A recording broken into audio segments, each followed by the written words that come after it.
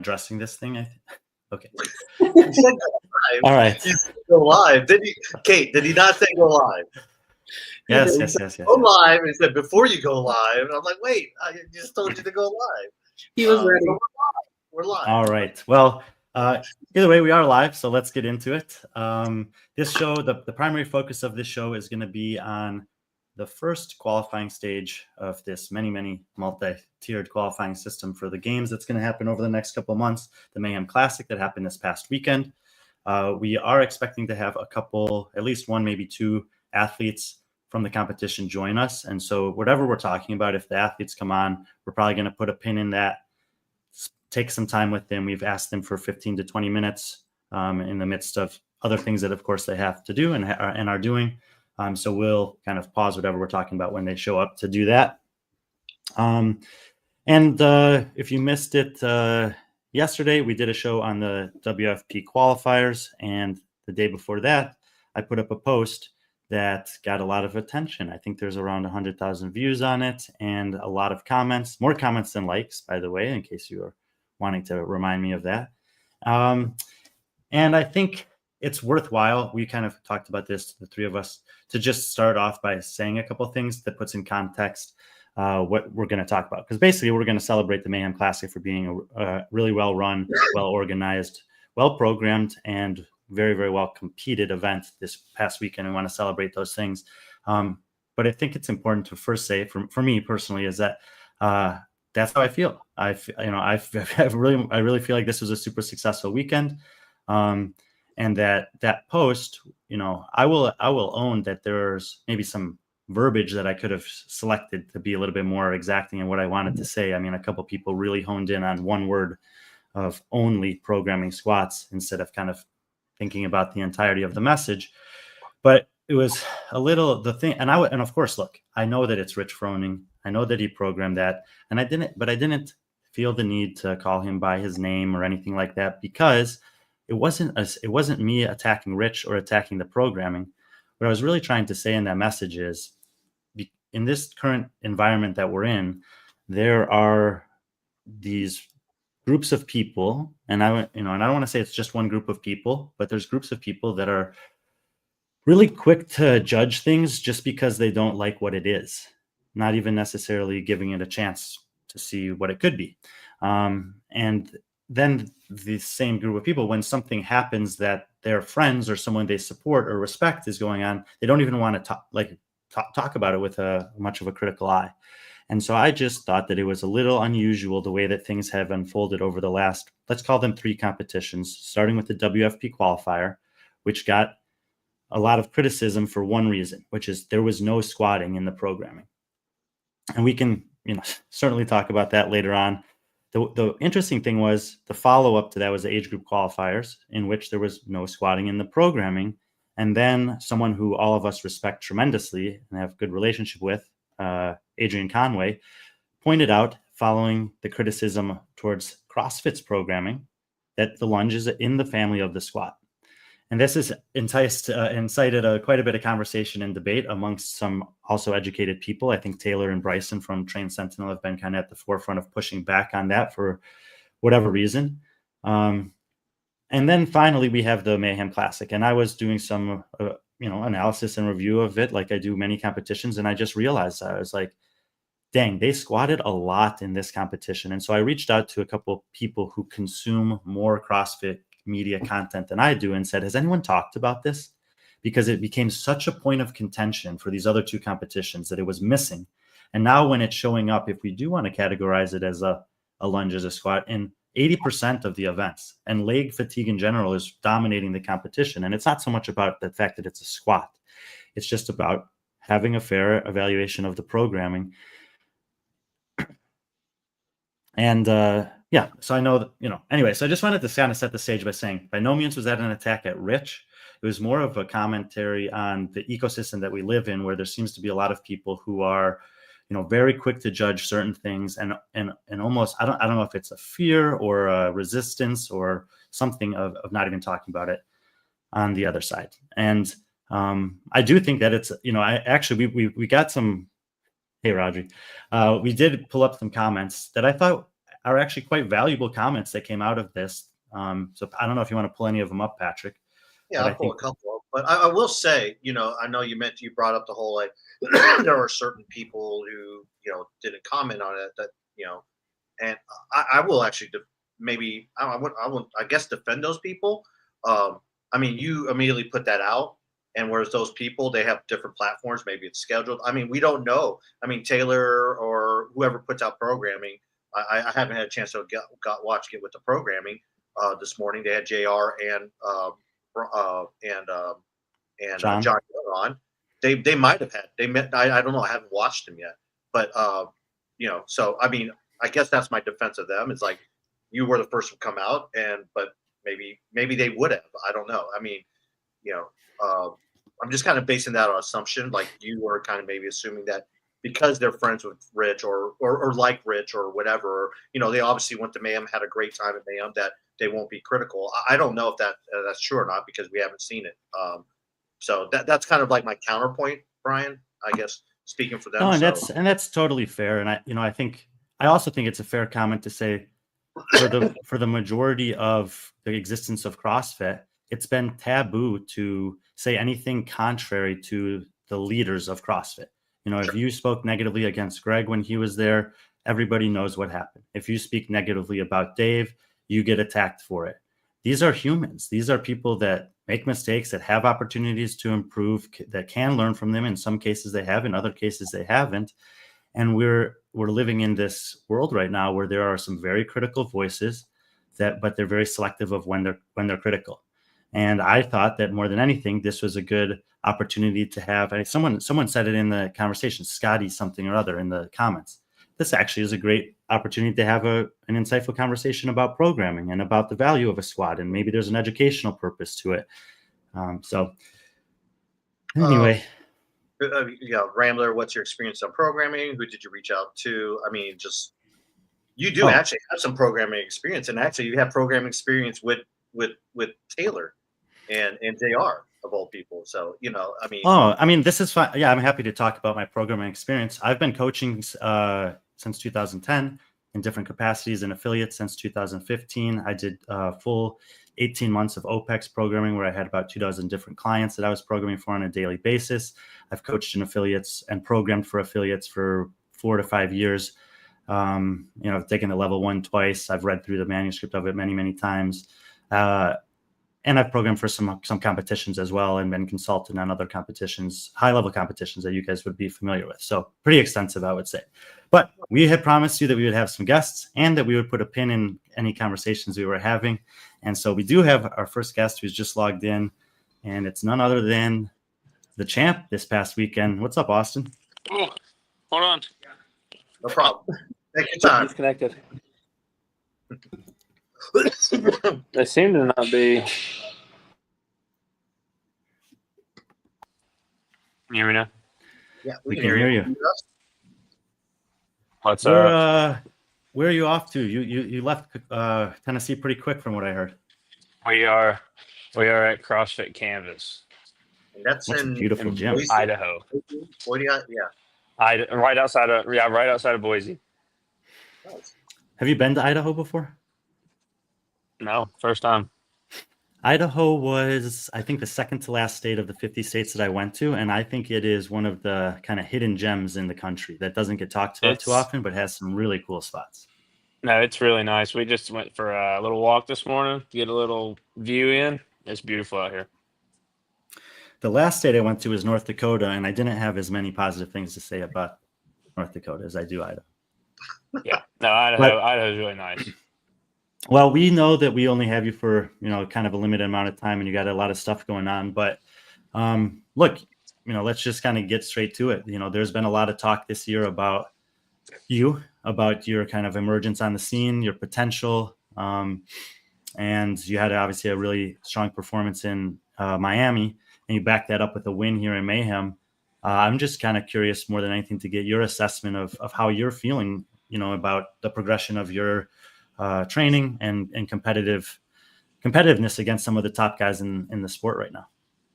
I just feel like, I've just really been focusing on training more. Before, I would say coming onto the scene like last year and the year before that, it wasn't like a full-time thing, but now I've kind of shifted gears. Not doing the rabbit farming anymore, not doing like the little uh, jobs here and there that I was trying to make money on. Now it's just full-time CrossFit. So I think I've, seen the progress from that, and getting a coach from Mayhem, um, just being more involved in training. It's just really taken over my life. Yeah, I mean, I imagine that both of those changes, being able to kind of drop the side jobs and also having someone who's working specifically with you have been advantageous. Is there any one thing or two things that you feel like you've kind of keyed in on that have helped? There's a lot of people that would love to kind of pursue the level of excellence that you have, and maybe you've noticed it's sleep, nutrition, having that one-on-one, maybe something that I'm not thinking about. It's definitely just, recovering, sleeping better, eating better, but just overall confidence, like going into the gym, like knowing that you don't have to go in every day and beat yourself up, but like just trust the process. Everybody says that, but it is true. Trust the work you're putting in. Don't second guess yourself. Am I doing enough, or did I do enough today? Just little things like that. Yeah, I wanted to ask you about this weekend, of course, but I wanted to, because I haven't really talked too much about it since then. I think that you obviously people have been talking about it, but I think you caught some people's attention even more so in Miami. What was your perspective coming out of Miami, and was there anything from that weekend, kind of similar, 2 days, 5 events, that helped you prepare for Mayhem? I mean, just coming out of Miami, I think I had 2 bad events and just some things that we needed to work on, but also just some really good takeaways. Some things that we saw that were working. Confidence boost coming out of Miami too. Just almost had 4 event wins in a row. So just things like that. Does the confidence also go against just or come into play when it talks about like the people that you're going up against? I think it was. Oh, well, this is completely not relevant, but I watched a disc golf tournament this weekend, and a young guy had a chance to like compete against his idol growing up, and like that was sort of surreal for him. And obviously, you've been in some big competitions, but what is it? Has there been an evolution of that for you in terms of taking the field against people that are quote unquote expected to beat you and getting more comfortable in that environment? Yeah, I feel like, just getting more comfortable, just on the floor in general. Like, I feel like this past competition at Mayhem, like the nerves were there, but it wasn't like overtaking anything. But just, knowing that I can compete with these guys. Like when I very first started competing, it was like, oh no, I'm in this heat. Like, didn't really know what to expect. But like now it's like, okay, I belong here. I've put in the work, but like it's always fun taking the floor with these guys like James and Jason and Colton. It's always, it's always fun competing against those guys. I think it's, there's definitely people that get a chance to experience some of this, but I can even tell just in the little smirk that you have there, like there's definitely some banter that's going on in the back before and then after Always. events. Yeah. Always.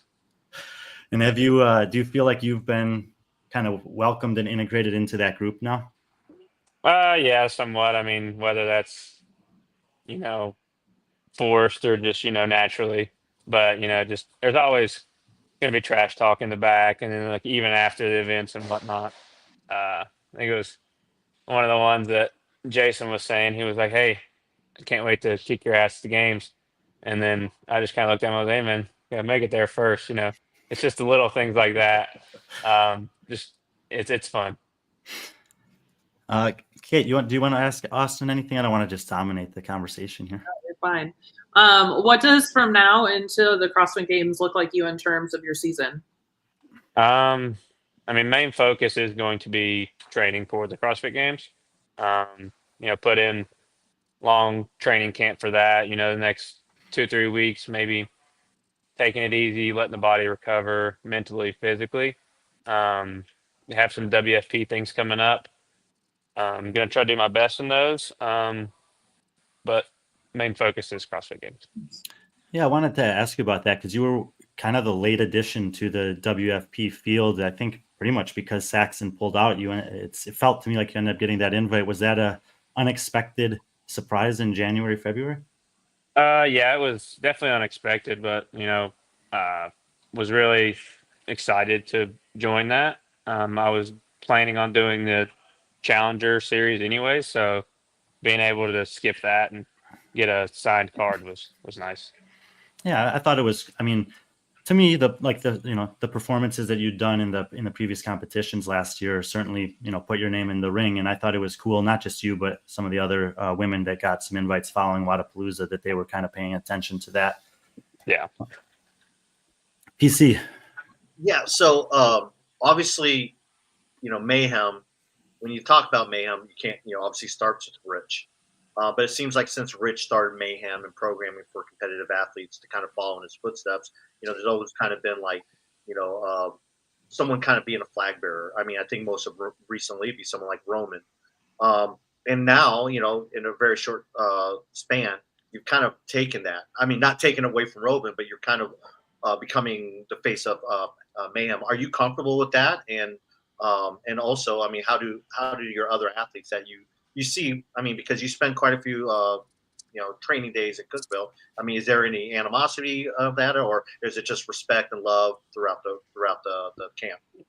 No, I mean, it's all respect and love. I mean, I wouldn't say I'm the face of Mayhem, right now in the competitive space, because we have so many great athletes, and it's like we couldn't do it without the community, without we push each other every day. Like every time I go up there, I'm always training with other people.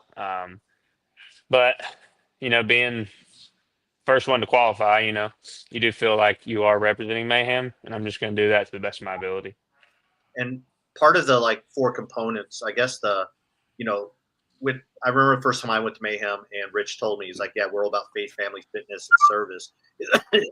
Is that part of the reason why you chose Mayhem over any other programming? Were there other camps or programming that you were considering, or was it always like, hey, I watch Rich, it's Mayhem? I mean, because there are some athletes that are just like that.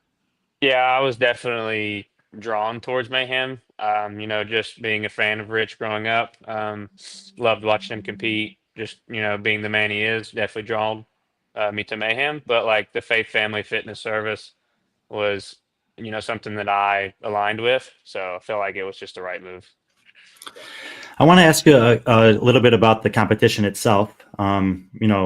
Big names in the field, only 2 spots going. What was your kind of mindset going into the weekend, knowing potentially how close the margins could be? It was so me and my coach, we actually had a conversation right after Wodapalooza. He was like, "Hey, do you want to, try to?" Because I have a pretty good history of online qualifiers. Feel like I'm do pretty good in like open quarterfinals online, stuff like that. He was like, do you want to just walk through Mayhem, see if you could try to qualify and then try to do it online? And I was like, nah, I want to blow this Mayhem Classic out of the water. So we put in a really like full plan, prep for the Classic, good taper, good everything, was super healthy. Just felt like everything aligned right, and went out and did my best. Is there do you not want to say who your coach is? Jake Nomchev. Okay, I wasn't sure you could, but I know for a lot of you guys, like that's a big deal. The coach is there with you in the trenches, and then obviously to give him some credit as well. And I think he's a little bit of a lesser known name amongst the coaches at Mayhem right now. He's new to Mayhem, and I feel like that's kind of how we got put together. It was, he got hired right around the same time that I was, coming into, having some success in the sport. And I told him I wanted to take this seriously. And I think they saw that, I meant that. And I had some, some talent, if you would say, or the determination to work for it. And so he was new, I was new, and we just kind of got put together. And it's just really been a good match, I would say. I got to ask you about Event 1.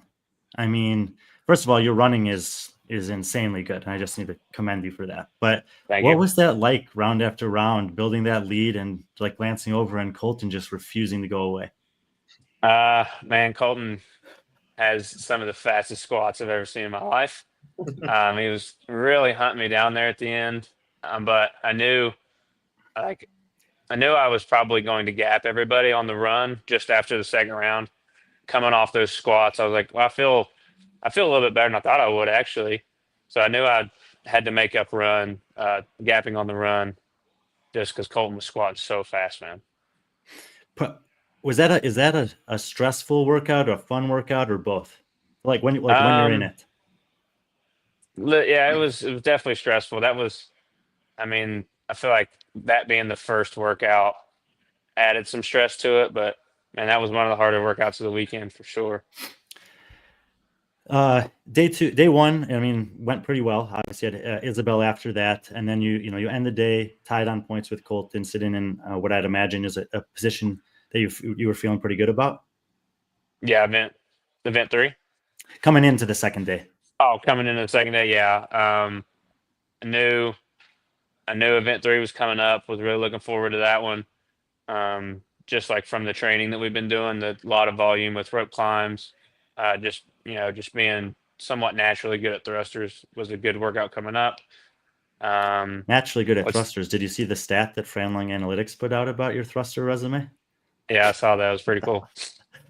Yeah, if you haven't seen it, go check it out. But basically, when there's thrusters, you can put a little pencil in Austin Hatfield for a good performance. Yeah, I like that's what everybody was always saying, like at the gym and whatnot. They're like, "Oh, I hate thrusters." I'm like, I don't really mind them that much. That's usually a good sign of someone who has potential in this sport. I mean, and that event also, event 3, you just referenced it, like it's good for paper on you, but Colton came out like a cannon, man. Like a cannon. So this was sort of the opposite, right, of what happened the previous day. So how do you deal with that in the midst of that event? In that event, I mean, I knew the game plan I wanted to go into it. Like, all right, could I have went faster on the thrusters? Probably could have broke it into 2 sets on the first one and maybe tried to go for that 21 unbroken. But I just knew I wanted to follow the pace and the game plan that I had, knowing that, all right, I might be able to make some ground up on these legless rope climbs, and it just worked out perfectly in the end. Was there any doubt about jumping up for those 2 rope climbs without chalk at the end? No, that was I mean, I went back and watched that, and I was like, man, that was a pretty cool moment. But no doubt there. It was, I mean, go now or you're gonna lose. So. And then the last workout I wanted to ask about was just the final. There were some big boys in that field. 60 calories on Echo Bike is no joke. I wouldn't, I don't know if people have a good idea. Like, you're probably on the smaller side, but not by that much. You're not like super short or anything. But is power output on machines something that you feel at a disadvantage at all, or is that something where you actually feel pretty good still? I feel better as we've gone through the season. Like, we've put so much work into assault bike, rowing, and power output like that. So I feel like coming into that event, I knew the times that I needed to beat, and I had beat them in training. Like, that was just one of the random workouts that we pulled from the graphic, like just through the process of elimination. Like, all right, we're not like, I think the barbell spin posted it or something. Like, we're doing these workouts. Here's some of the workouts that might come up. And we just tested that one in training. And I knew if I got even close to the time that I did in training, that I'd be fine. But we've just spent so much time training that Echo Bike, so wasn't really worried about it. I kind of liked that thing that Mayhem did by kind of like putting all those out there and like, you figure it out. That was I did a lot of those workouts leading up to the competition. I think I did the handstand push-up one. I did, I would say, 10 workouts off of that graphic, and it was just like a good training week. Like, all those workouts were just really good. Yeah, and now you have that data to kind of just hold in there. Those are almost like those are almost just like just benchmark workouts for you. Yeah, like doing like the variation of the push pull. We did that one, just a super fun workout. Just a couple other ones like the GHD snatch one off there, super fun. Just all really good program workouts. And Yeah, It may have helped. It may have helped my fitness a little bit. Yeah, a little bit. I think Cait has a question for you, Austin. Yeah, since WFP is just a couple weeks away now and coming off of this win at Mayhem, do you feel like there's a target on your back going into WFP now in just a few weeks?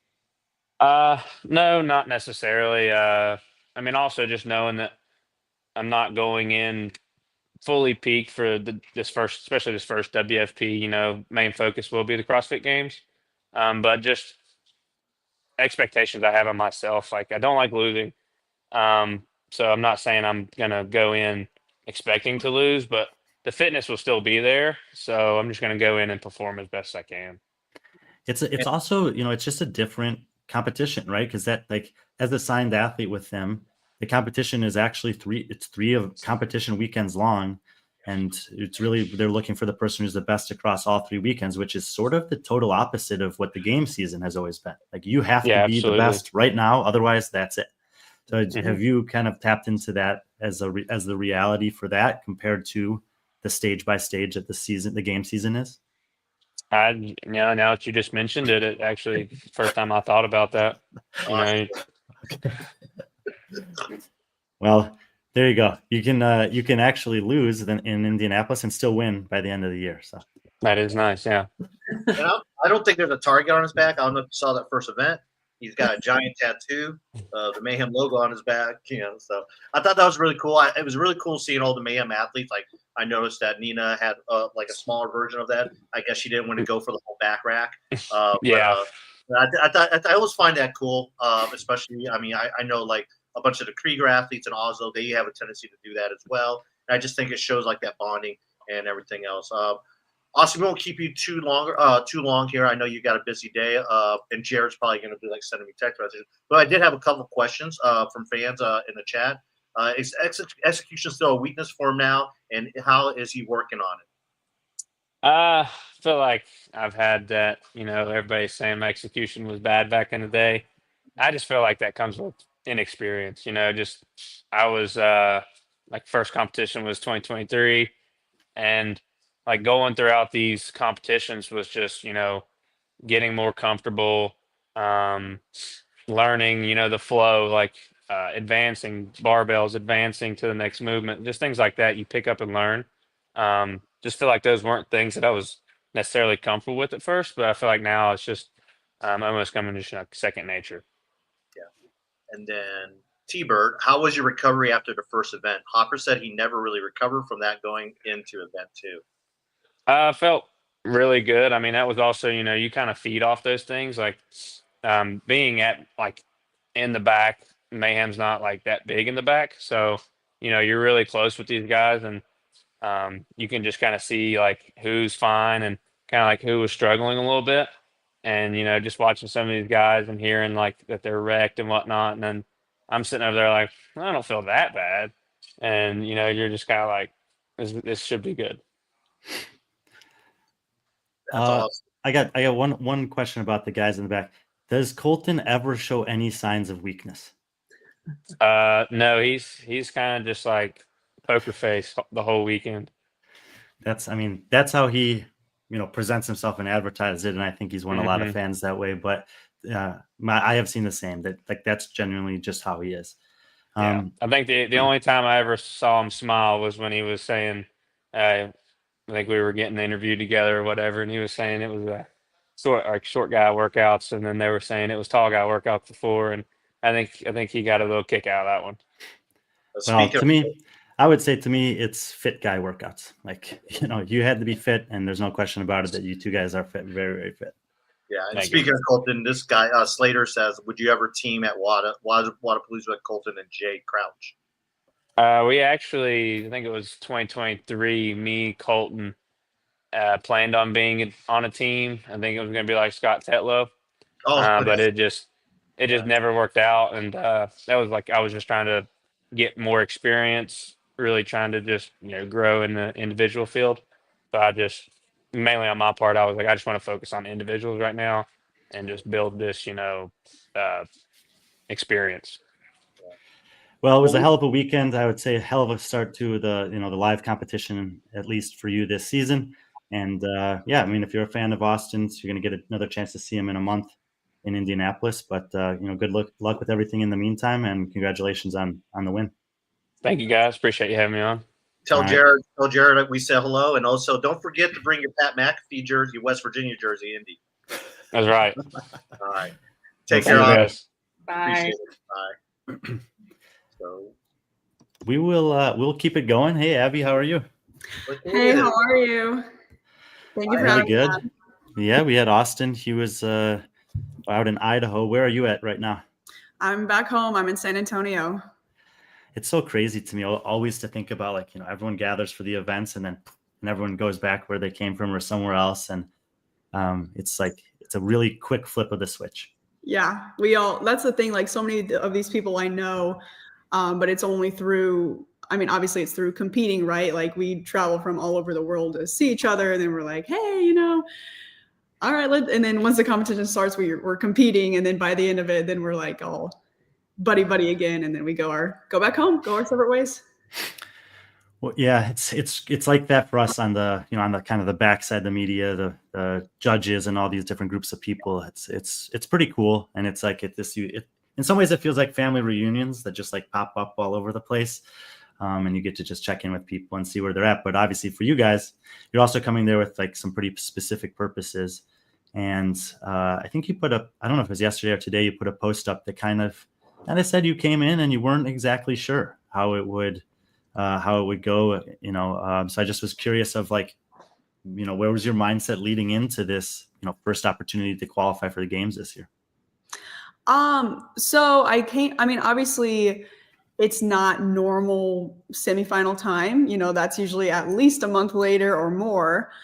So I was kind of like, well, maybe everybody else feels the same way, like we're all like, oh, it's early April. Like, I guess we'll be fine. Like, let's do it. But I did come in with the mindset of like, no matter what, I'm going to get my ticket this weekend, And so I think having a little bit of that pressure was also maybe like, shoot, like I am nervous because like, I think I'm ready, but I'm not sure. Like, my training leading up to it was, I guess it was fine. It was good enough, but there was definitely certain things where I was like, we weren't doing enough of this. We weren't doing enough of that.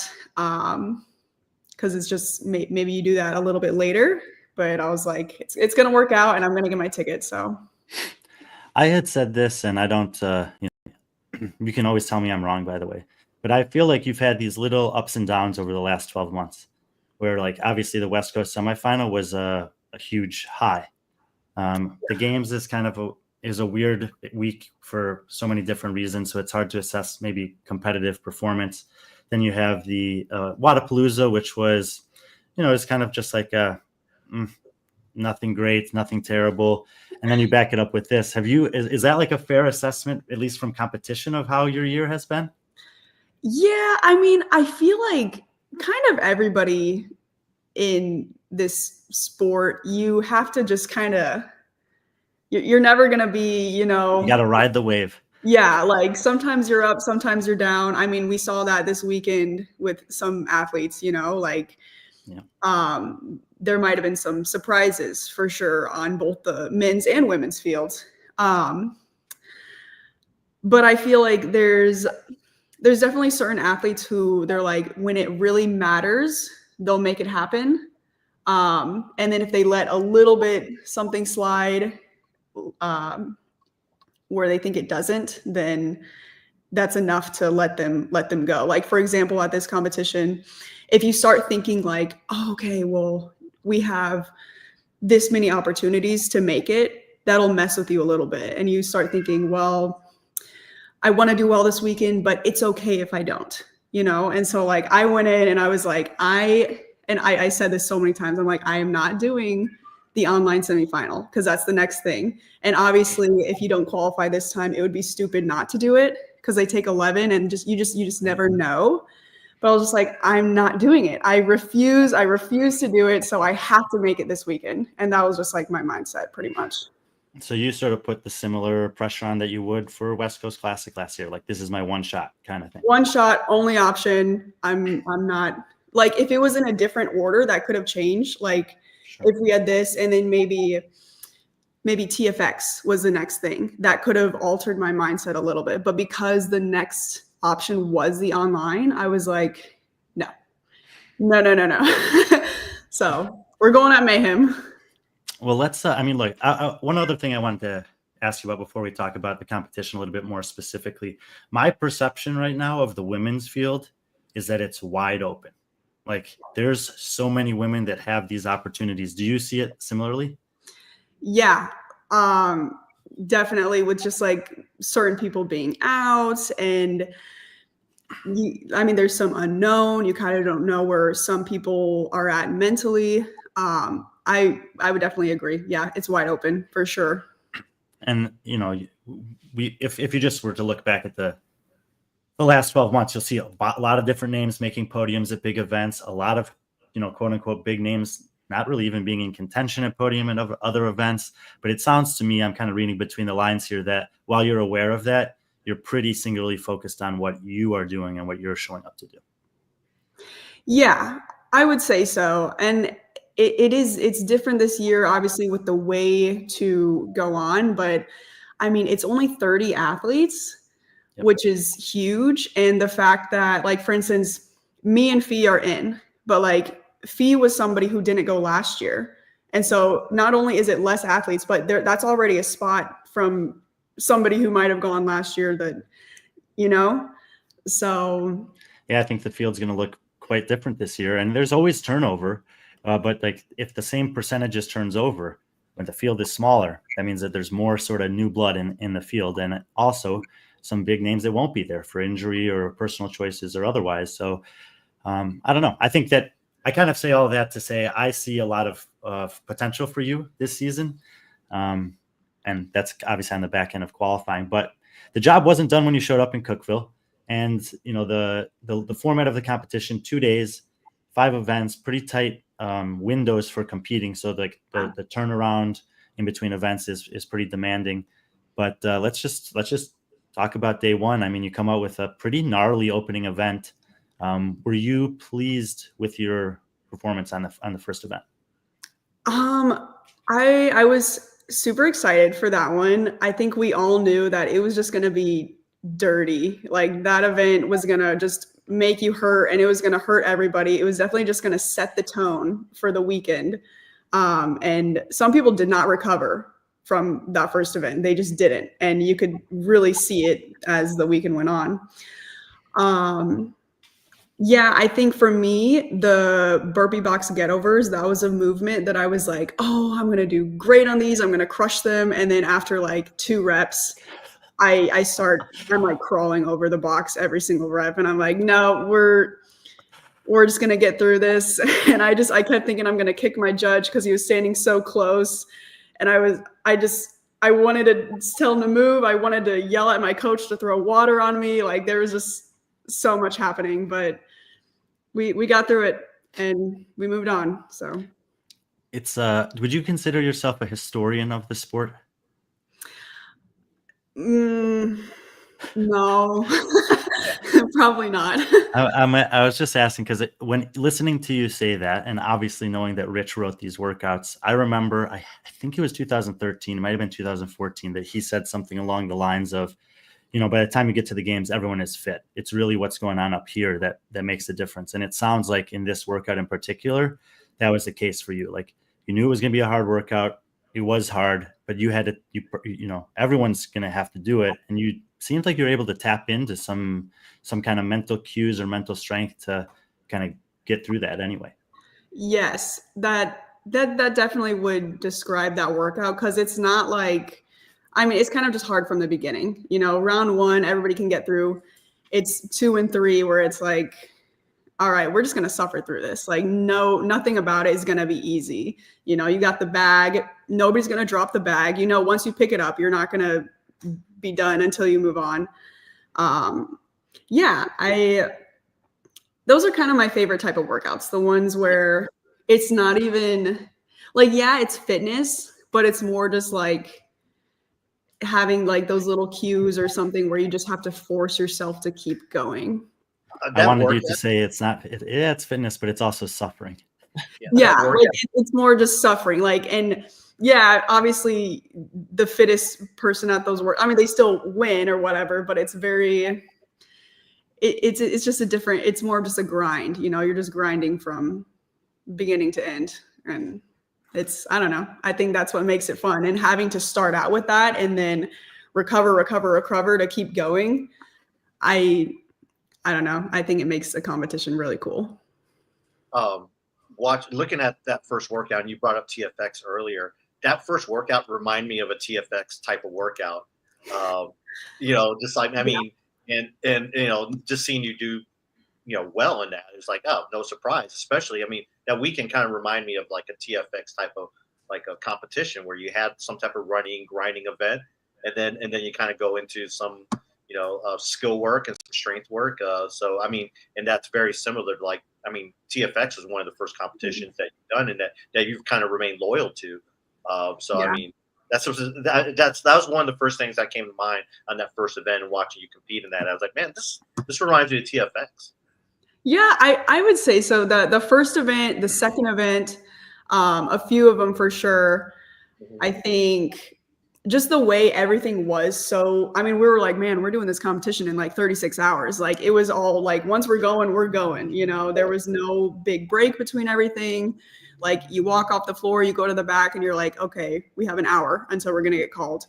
Let's get ready for the next piece. So you don't go anywhere, just stay there.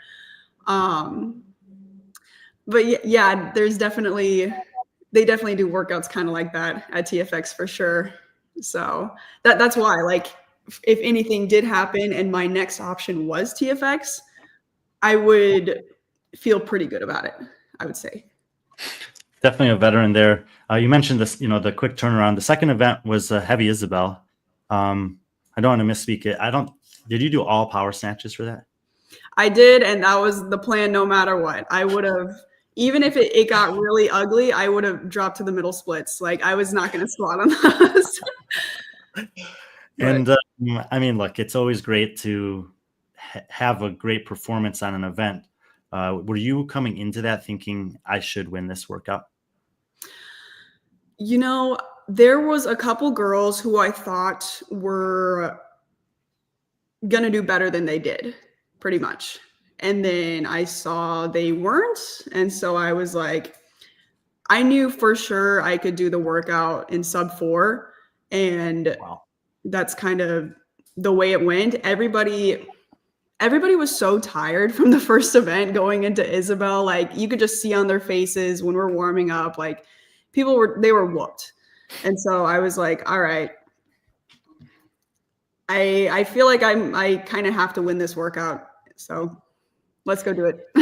I think now that we've seen it, that we need to see the head-to-head of you versus Guy. Well, I think about like Olivia Kerstetter, you know, I feel like she could get like literally sub 3 on this. And so I think that'd be cool to see. Yeah. What she did at the snatch ladder at semifinals is like historically good, like outlier type performance that you only see maybe once every couple of years. So that would have been fun to see her on that.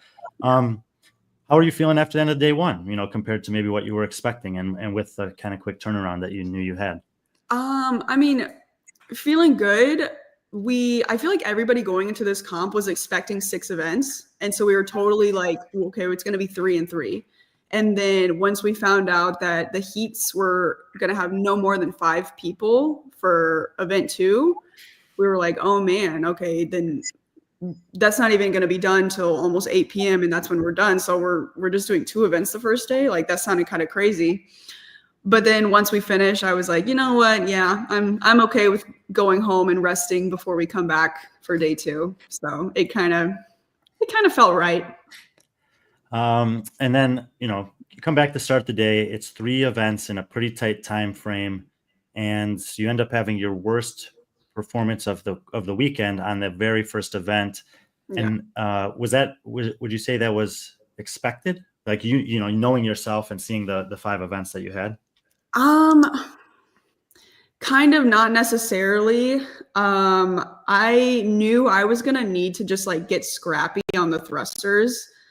I love that way of describing it. Yeah, and I feel like I let things slide. Like before the last rope climb, I probably messed with my belt for multiple seconds, and that was literally the difference between a 6th and a 9th, which is 15 points. And then like I'm kicking myself afterwards, and my husband and my coach, they're like, we know that you know what you did, so we're not even going to waste time talking about it. But wow, I didn't realize that. I mean, that was 3 seconds between 6th and 9th, and then there was a 30 plus second drop off to the next person. That's wild. Yeah, there was like every event was so just like Shakeupville.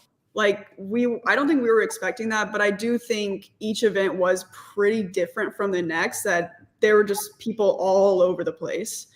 And then, yeah, there were people who were milliseconds to the next, and then it would, like 30 seconds to. Yeah, these tiers of finishers. Yeah. Are you a type of person who, and maybe it was specific to this event and it's different than general, but were you kind of paying attention on that last day to the points tightening and widening up between the events? For sure. Yeah. I mean, because going in, I had like going into day 2, I had like 15 points on Caroline, who was in 2nd. And I knew, like, I kind of just knew it where everybody was at. And so once we did that event 3, we after every event, we were just adding up the points. My coach was on the phone. His parents were watching the live stream, and so they were like doing the adding and everything. And they're like, okay, this is where they're at before they put out the leaderboard. So we were pretty aware of what was going on. I mean, because look, it was a little different on the men's side than the women's side, but basically as the day wore on Sunday, things were getting pretty tight. And I'm curious what the environment was like amongst the women that were in the mix, because there was potentially 7 women going into the final event that I think still had the right to feel like they were in the battle. Was that like feeling noticeable in the back? I couldn't tell if some people just weren't aware of it, because I remember before the final, and I mean, maybe I kind of always get like this before the finale, where you know how much is on the line. And so I'm getting like really nervous, and I need to go outside, and I just need to take a few minutes to myself and like just sit out there with, my people or whatever. And then others are like, what's going on? Like, are you okay? Like, and I'm like, do you not know what's about to happen right now? Like, we have one event left, and like, it's like this, and I know like who's going to win that event. And I know like where first place is, like, you kind of just know those things. And I'm like, are you guys not aware of what's going on? But so going in, and then the way it ended up, like if there was, half a second here, half a second there, Emily would have won, or Fee would have been out, or, and like so many things could have been different. Yeah, because if you watch it, Fee actually pulls up and kind of celebrated before hitting that. And it was basically, it was almost like 6 seconds, or maybe less than that. If she would have celebrated a little bit more, or if she maybe would have got no rep, she's in 3rd place, and Emily, it's you and Emily going to the games. Yeah, exactly.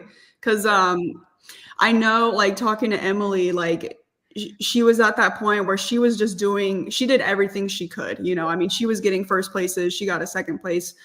But she knows like what happened on day 1. It wasn't going to be good enough. And after that, she literally did everything she could, but she needed more people to help her out in certain areas. And with a field of 18, that's really hard to do. Yeah. When the final event ended, before they announced the eventual award ceremony, did you feel like you had made it? Yes. Yes, because I think I had peeked to see, or I was trying to remember like what Alexis got on the final, because she was in the first heat. And then like, I was like, you're counting where everybody's at. And so we were kind of just like, okay, yeah, this is where it is. Like, I kind of knew that me and Fee were tied, but I knew she had the tie break. And so I was like, all right, I got second. And I was actually like a little bit like, man, I got second. Like, but I was like, I'm in though. So that's what matters. It is, but that I love that you said that, because I like getting those insights into the athlete mindset. Like, the goal was to qualify for the games, but it's kind of one of these things like, but there was something else I could have gotten to. When it was right there, and like it could have been, I mean, you could think of a million things that you did wrong that would have got you, but it would have been so much worse if the three of us were tied, and then I would have been at the bottom of that tie break. So that would have been 1,000 times worse. So gotta be happy. Yeah, it's tough, but that's also, we talked about just the women's field in general, and basically this sport over the last couple of years, especially the more that I've gone and watched it all over the world, the margins are super small. And that's like, I really appreciate the detail that you mentioned about the belt. Like, I just kind of wasted this 3 seconds and it could have cost me the weekend. And like, you as athletes sometimes can, are acutely aware of those moments. And in the chaos of a full heat and all this stuff going on, it's difficult for, spectators or even, people who are really, really used to watching. Like, I didn't notice that detail. So it's cool to kind of hear it from you, that even though that was maybe the worst part of the weekend, it's something that like is going to stick with you now, and you won't forget that. And you contrast it with Austin Hatfield, who at the same moment in the workout didn't chalk up, didn't waste any time, jumped up on the rope, and it propels him to an event win and a competition win. Exactly. It's always those little things. It's like, did I need to do that? No. Did you need to take that extra shakeout? Like, no, probably not. Like, you figure out when you're at that finish line, your body figures it out. You find ways to get through that last section unbroken or whatever. You make it happen. But yeah. And then you think about it later and you're like, never again, never, ever, ever. Even like afterwards, like I was talking to Alexis and she was just like, man, like, she's like, really? Like, I was failing rope climbs. Like, I never wanted to be that person. But it's like, sometimes it just happens, but it'll never, ever happen again. And that's the way it goes. Cait, what would you like to ask Abigail? Well, before we go, Cait, Abby, I don't know how much you pay attention to like social media and prediction stuff like that. I know Anton does, but I don't know. But Cait here actually predicted you to finish second, and she correctly predicted that Emily finished third. So wow. I just didn't really know that. It's out there. She put it out there, and kind of raised. I love it. Eyebrows there, and but yeah. So Cait, take it away. I think there was a big difference, and I heard somebody say it on one of their interviews. I can't remember if it was you or not, but talked about the difference in atmosphere between West Coast Classic or a semi or a competition in a convention center versus some place like Mayhem. Can you talk about that a little bit?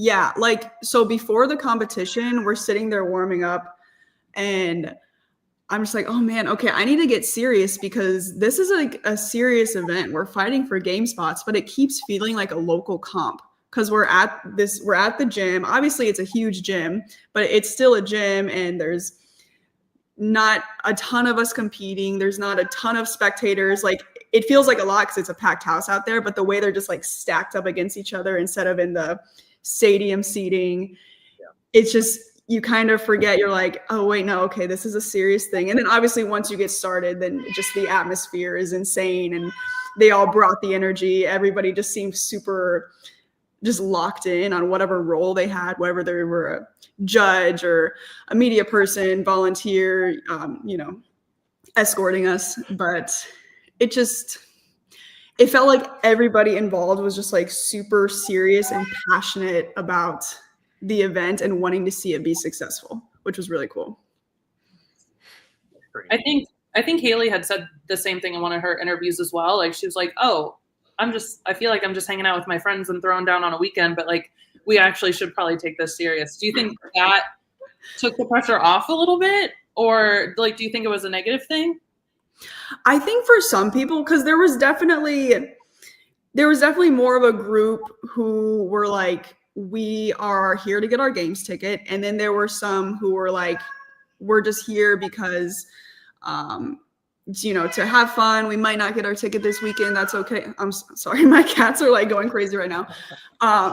But like you could see, like, obviously, like Paige Powers, you know, like she just gave birth. Like she knows she's probably not going to win the weekend, but she's just happy to be out competing for the first time in, you know, a couple of years or so.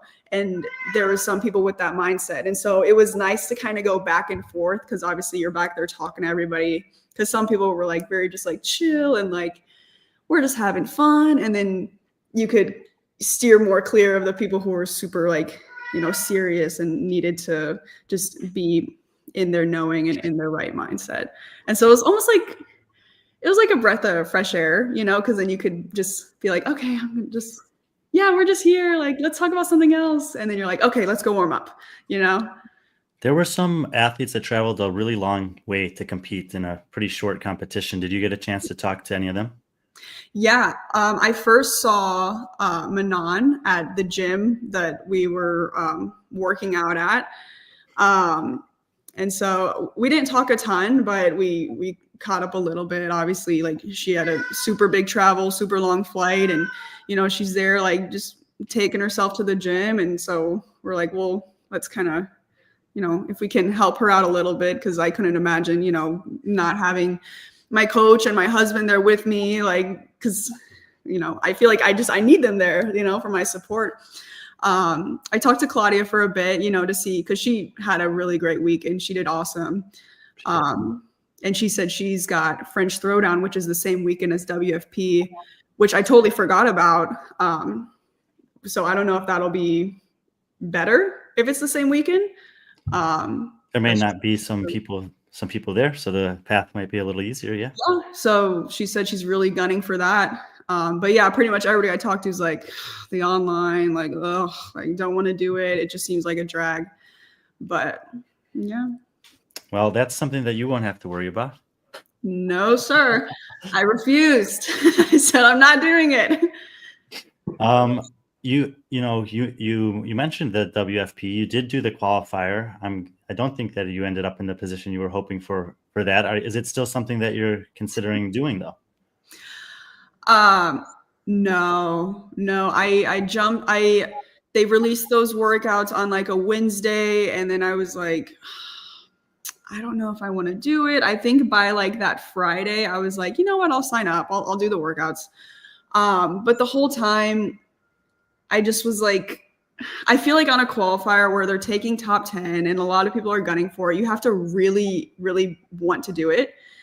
And I feel like my mindset just was way too chill. I just wasn't quite like, I don't know. I was pretty much there alone, like, because my coach was out of town for a week and my husband's out of town. And so I'm like kind of like bugging my friends at the gym, but it's like, you got to weigh all the weights. You got to weigh the barbells, which is just a drag, and to make other people do that. And then by the time you get it all set up, and then you're like, oh, I guess I'll do the workout.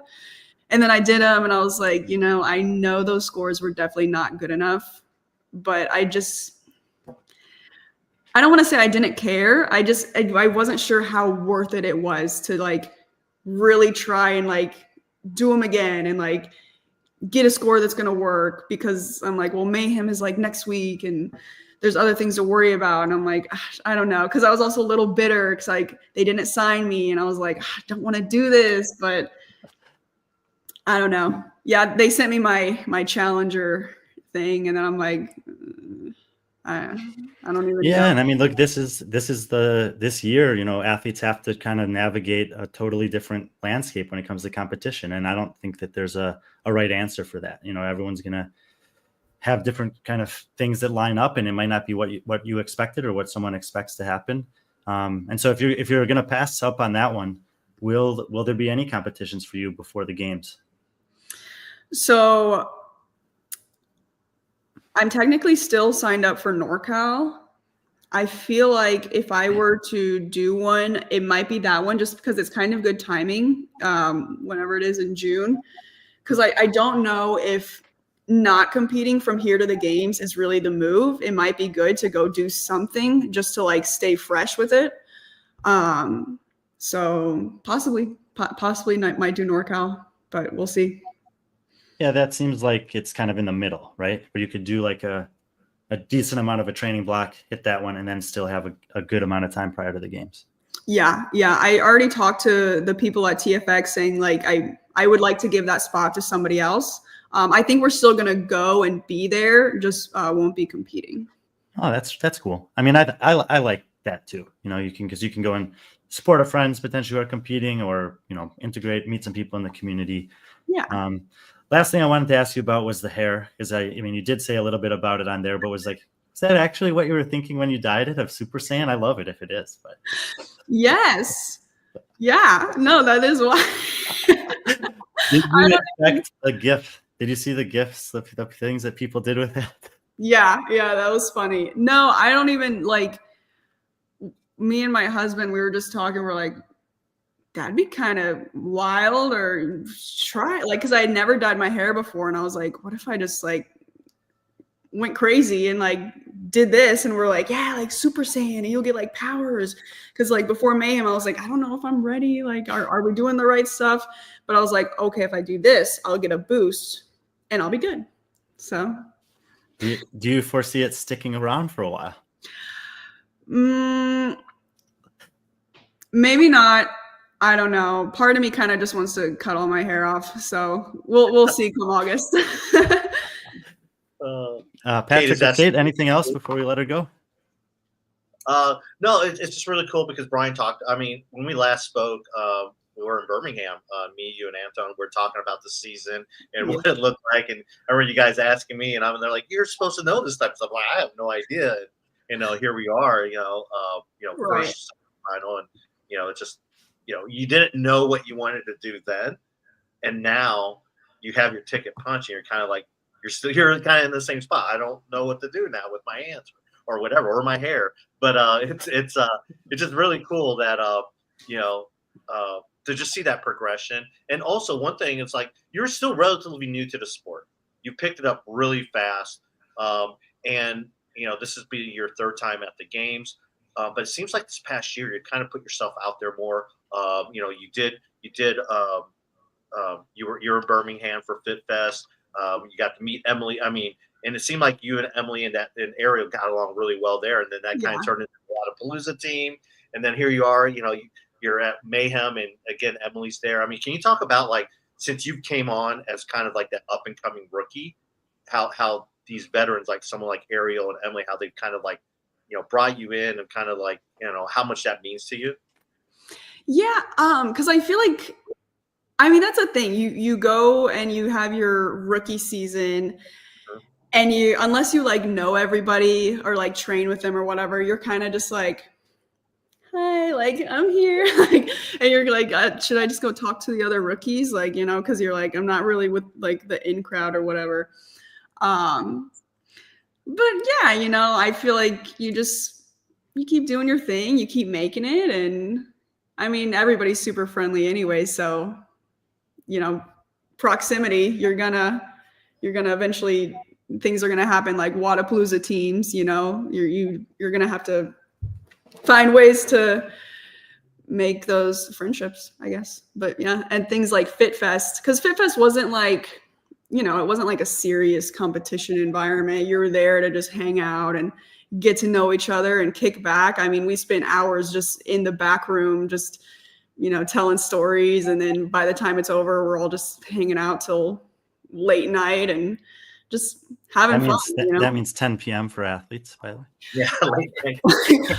I think for us, because we were trying to buy flights to where we were going to go next, and so Ant and I, we were up to 3:30, and we were oh, we need to buy a flight. We need to buy a flight tomorrow morning. Where are we going? So, but yeah, I don't know. The same way friendships happen naturally. But yeah, I consider Emily a really good friend now. We actually carpooled together all weekend because her and Kyle were Ubering, and we were just get in the car. Come on, let's go. So okay, you guys just helping everybody out. Yeah, you got to. You have to. Paying it forward. It's really cool. And then a couple other things, and then we'll let you go here. But we'd be remiss not to talk about Matt Bryant and Goal Line. I mean, they've been, that you've been with them since day one. Well, start being a competitive athlete. And it's obviously in watching you just kind of, just grow into the athlete that you are now, where you're winning semifinals, you're punching your ticket at the Mayhem Classic, stuff like that. Talk about Matt, and I mean, this is your kind of like sales pitch for how good of a coach he is, and also Golden Line as a training program.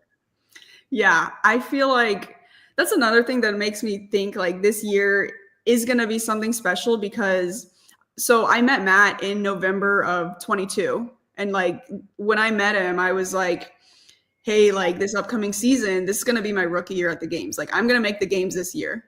And he was like, all right, let's go. Like, let's do it. And so we were trying to just like going off pure faith, like we had just met each other. And I'm like, yeah, this is what I'm doing. And he's like, okay, I'll coach you to get there. Like, let's do it. And I'm like, okay. And so with this being our third year together at the games, and we're in person together every day now, because he moved here in August. So because for a while it was just remote, like we would be together in person leading up to the games for a little bit, or leading up to semis for a little bit, but it wasn't like full time. And so the fact that he's been able to establish a base here in Texas, and now we actually have a good group of people that we all train together, and just people who've like been around the area that'll come and we'll throw down on the weekends or whatever. And it's nice to just have that. It's such a good environment to be around, and it'll just keep you going. But I think the fact that we're together in person every day, that's a big difference. So I'm really excited for how this year goes. Yeah, and then another person that's together with you every day and a part of your crew is your husband, Anton. And talk about how, speaking of which, he probably fed the cats here. Talk about how cool it is. Yeah. How cool it is for you to share this experience over the last 3 years of journeys. Again, like I said, he got to travel. He's traveling with you to Birmingham. He's basically your media guy. And it's just. I mean, can you talk about how important to have the spouse to be involved with that, and also, encouraging you to do this? Yeah. Oh yeah. I mean, he's my rock 100% of the way. He's more involved than I am, really. Like he keeps up to date on everything. He's like watching all the podcasts and stuff, and I'm like, I'm just gonna go watch TV, like whatever. But yeah, I mean, you guys know he's the one who signed me up in 2020 for CrossFit, because he was like, yeah, like you could be good at this, you should do it, take it and run with it. And so it's so cool to see it just kind of flourish into what it is now. And he's always been, I mean, he's like, go, go, go all the time. He never rests. He's like, if there's anything he can do, he will do it. And so whenever it was that he decided like, okay, well, obviously you need content for sponsors or whatever, I can help you do that. And so he learned how to use a camera. He learned how to use a video camera and like do all this stuff. Now he's like a pro. He literally had a media pass this week. And so he's like running around with all the media guys. And I'm like, well, okay, what's going on? But yeah, he's like, even before CrossFit, because I met him when I was 19. I've known him for a while. We've been together for a while. And whatever it was that I was doing or chose to do, he's always backed me 1,000%. And that's kind of whatever we do in the next life, it'll be the same way. That's awesome. And then a couple comments from the fans. Which was the hardest part of the weekend in terms of workouts? For me, event 4 was rough. Yeah. The GHDs, the combination, there was so many times where I was like, I am going to vomit. And at one point I knocked the pen out of my judge's hands, and I was like, oh, like what's going on? And like, I'm upside down. I'm kind of like letting out the loud grunts and the screams. And it just, after that event, I was like, I am not okay. Like, give me 20 minutes. I'm just going to close my eyes for a little bit. I skipped over when I was asking about the weekend, but I actually think that was where you kind of won the weekend, because you, in your heat particularly. Well, before we say that, can you say what Haley did in that workout was mind blowing? Like, as soon as they released that workout, I was like, Haley's going to destroy this. Like, she's going to win the workout, and it's going to be by a lot, like just all 3 of those movements she will crush. And I think that was also a part where I felt a little nervous, because like my GHD volume, I feel like it just wasn't there leading up to this, and I knew I needed to do more, and we talked about it, but it's just, I don't know, everything just happened so quickly. And so leading up to the comp, I was like, well, we'll figure it out. We'll get through it, because there's going to be a GHD workout with at least 150 of them, and then there was. So, but thankfully only 150. That's it. I remember I watched that one back, actually, your heat, and I think that both you and Fee kind of picked off some girls in the last round that ended up being like critical points. Yes. So I would get on the GHD, and I would literally be starting like rep 12, and Fee would get on and finish all of them before me. And I was on my 12th rep. And so that just shows how much she was blasting me on that part. And I was like, oh man, like, I don't know if I can hold her off. And by the last round, because I kept holding on to the dumbbell, but it was taking everything in me to do that, because you can't go out of your lane. And there was multiple times where I'm like so close to doing it. And then by the last round, I was like, I gotta set this down. I'm gonna vomit. Like, so much was happening, like coming up, just that workout, like your head's like gonna explode at that point. Well, something that I don't think it's talked about a lot, but you're kind of getting inverted in that workout in 2 different ways. So it can be very disorienting, especially if you don't do that often. But I love that you talked about that specifically, 12 reps, and she could make that up. I think that anytime you have a workout, there's going to be a Haley. There's going to be someone, maybe we'll say the anti-Haley in this workout, that's not very good at it. But for most of the people in the middle, if you have a good workout, a well-written workout, that should be happening. And we saw that happening on many of the events this weekend. Do you guys as athletes talk about the programming at all when you're in the back? Yes. Not a ton. I mean, I don't feel like that's like a good thing to necessarily talk about when we're in it, because there's nothing we can do about it. I was even thinking, like, maybe after the fact, like, man, that was such a fun workout, because I could really get you on the lunges, but you would always catch back up on the GHDs. Yeah.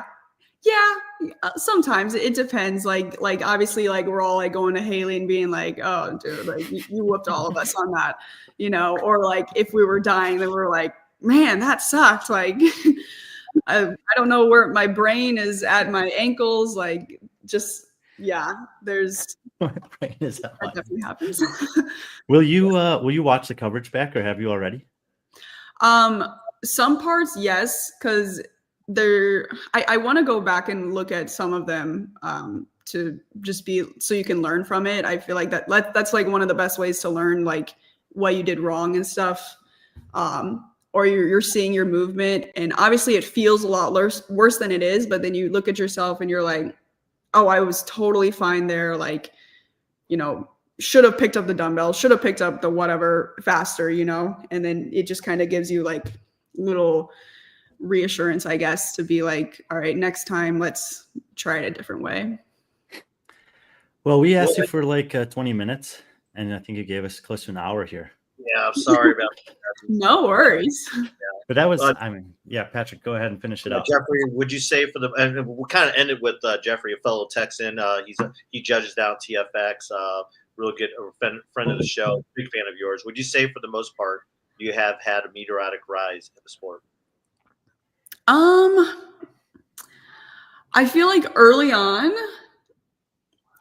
yeah. Now I'm definitely going to continue getting better, but I think everybody, when they first start, it's like a huge spike and then it kind of levels out. But I feel like I've always felt this way about athletes, that the ones that go to the games or the ones that are successful, they're always really good early on.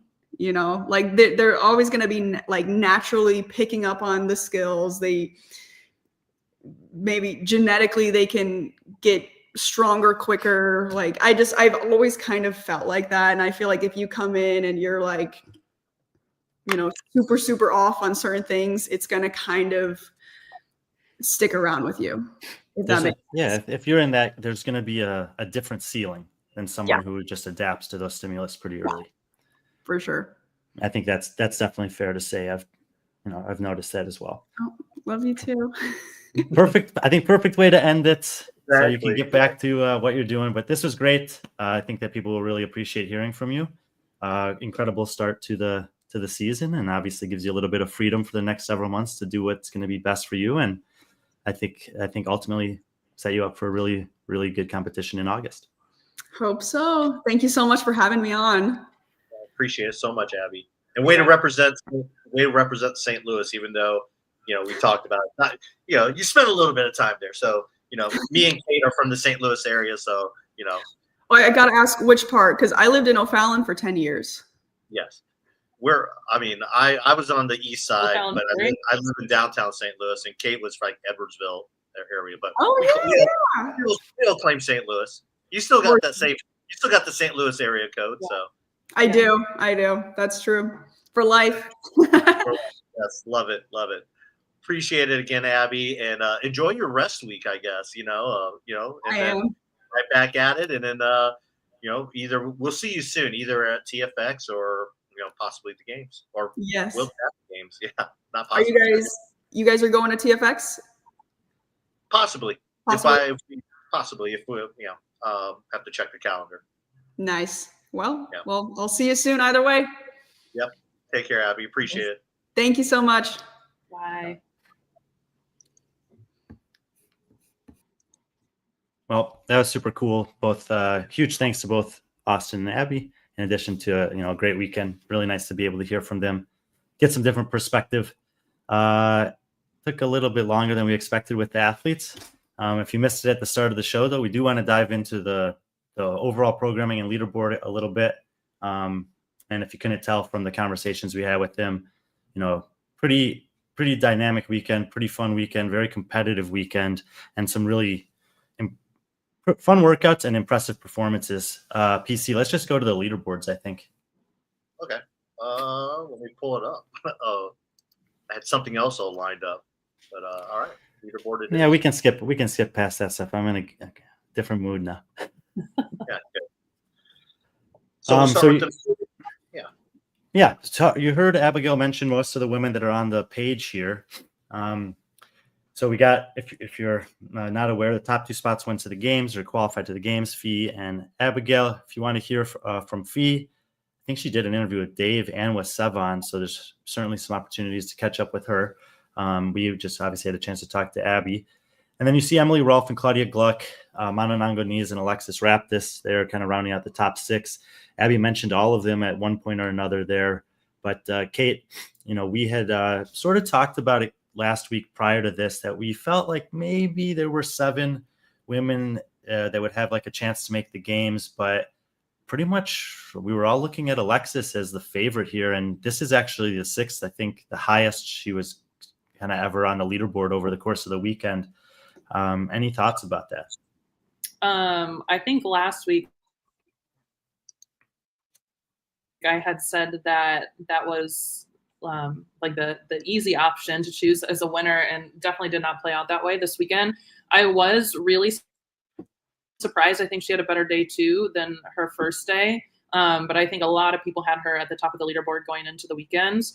But I do think that I always rate her very high when we talk about competitions, and she never tends to get where I anticipate her to be. I want her to be up there, but going forward, I feel like now she kind of has to prove that she deserves to be there, unfortunately. Yeah, I would say, if anything, that sort of wide open aspect of the women's field right now is even a little bit wider or tighter, I guess, than I thought. Just seeing sort of, that result in particular. I think that I was a little uncertain of how well the international athletes would do traveling over here, but Abby said it that this was a good weekend of competition for Claudia. I think both her and Manon represented themselves exceptionally well. I agree. And we talked last week too about them possibly not doing as well because of the travel, but they definitely proved us wrong. Yeah, and that was actually coincidentally, that's actually like Cait's like biggest misses were on that based on her picks. But overall, Cait, you did a really good job for your first time putting out power rankings there. So, you held your own with Brian, Mr. Friend there. I was gonna say, I think what Claudia Gluck did in the final has not been highlighted enough. I mean, she is small compared to most of the other women, and second place on this, beating Abigail Domit, beating Manon Angozi, beating Alexis Raptis. She did. I mean, I'm not sure because it was, it's difficult. It's hard to predict something like this because it's not what you're expecting. But she did the bar muscle ups unbroken and still had enough to hang on the bike. It might have been one of the 3 most impressive individual event performances of the weekend that kind of got lost in the mix. Yeah, I didn't know that anyone done it unbroken, so that is amazing. Yeah, not surprised by that. I actually thought that would be one of her better finishes. I was more surprised for event 3. She got second, and watching the broadcast, she was hit with a lot of no reps on the squat, like a lot. She was getting a lot of thrusters. No reps. Yeah, the thruster. She was getting hit with a lot of no reps, and that was the cool thing about her. She just kept on going. She didn't complain.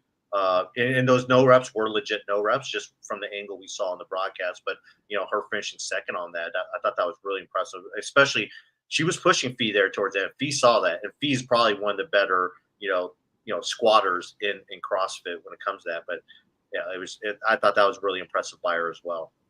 And I'm just glad that the North American market gets a chance to see her here, because I do think that we're going to see her again.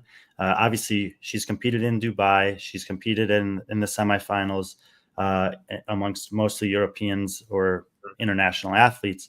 And Abigail mentioned it, I think fairly astutely, that the French Open is going to be a little bit wide open. There's like the expected favorites in Europe are either not competing or not competing with eligibility for the game spots. So someone like Claudia Gluck is a strong pick at that competition on home turf where she really excelled last year. And I thought this was a cool thing. I haven't asked actually how these athletes were selected to be invited here. And I don't really know how she ended up in the mix, but I'm really happy that it ended up that way, because she's a young European woman that's rising, I think, in the sport.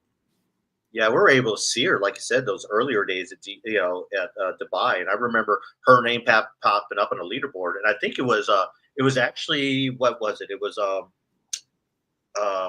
Lowlands that you were like, I'm really interested to see who this Claudia Gluck is, because you see her name in the open leaderboard, and I remember you both said, it's like, man, she's smaller than I expected her to be. And then just kind of and then we saw her at Dubai the following year, and we've seen her develop and just get better. And just to have her this exposure. And I'm also really glad that you mentioned Lowlands, because especially in light of what you had said about the thruster legless rope climb event, because that was the thing that killed her that week. She was actually winning. That was the year that they had the legless rope climb repeat workout from like 8 years previously. And she was winning her heat until I think it was round 9, and then she just never got another legless rope climb. There's obviously, it was a little different, but the volume was similar. And a great performance here, but she'd shored that weakness up, within a year of that competition anyway. Yeah, really well. And no, it's just really cool to see her and Manon, because we hadn't really seen much of Manon as well, because she didn't really compete at the games, didn't really do much for off season. She's obviously one of those athletes who just trains. She was one of the first announcers for WFP. It'll be interesting to see what Claudia does. Again, the week before French Throwdown is the online semifinal. So it'll be interesting. I mean, she has to do it. I think every athlete has to do it. But if she's one of those athletes, she's highly skilled, especially when it comes to gymnastics and stuff like that. And I can see that online semifinal be highly skilled, and she could do really well, and maybe even get one of those 11 spots. Now, what does that do? I don't know if that following weekend she goes to French Throwdown or not. She really doesn't need to. But granted, it's in her home country. There will be a prize purse. And, there's other things, there's other factors. So it'll be interesting to see what Claudia does. Well, and this is what we were saying with Abigail. Like, the plan for athletes this season is going to be constantly changing. You have to, put your name in the ring at some point, and depending on how that goes, reevaluate, So it's anyway, I think Claudia will be this was a great weekend for her. I think experience-wise, exposure-wise, and it's a name I'd expect to see again. Cait, another name on here, any other names on here that you want to highlight, good, bad, or otherwise? I think it was really cool to see Haley Adams kind of come full circle on Isabel. I remember, years ago, everyone would talk about how it's a strength event. She's not going to do well. It's going to be a bottom finish for her, and for her to do it and hang in there, I think was like a really cool comeback for her. You cut out for a second. Who is it that you said? Haley Adams. Haley Adams. Yeah. Haley, it was cool to hear Abigail say, like, we knew that she was going to crush this event. I think the thing that I really loved watching Haley do Isabel. It reminded me of, I've said this before, but I think that the guys were talking about it on the broadcast. Like, you're not sure if she can do another rep, and she just keeps doing another rep, really not dropping off the pace. And there's a fine line for Haley. Like, when she can move the weight, she'll stay in the fight. But at some point, historically, she's just not been able to move the weight. And that's where she has those super bottom finishes. I was more, if anything here, I was surprised by the 13th on the thruster legless workout.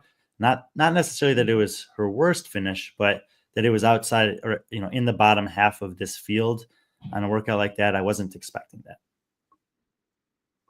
Yeah, I was watching her during that workout, and everyone thinks that because she's a Mayhem athlete that she's really good at like legless rope climbs. But if you watch her, she immediately goes straight to the kipping when it comes to that, and she just didn't look as smooth as she normally is when it comes to legless.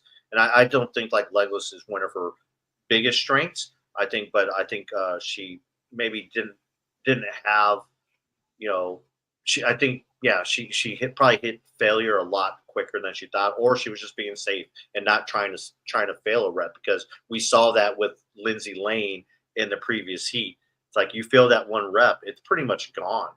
And I think there was a lot of that going on with that second heat of women, where they saw that first heat and they saw Lindsay Lane kind of explode, after leading so away. And so you saw some athletes, especially those who are kind of iffy, be really careful about it. I think Haley was probably being a little bit more careful than anything.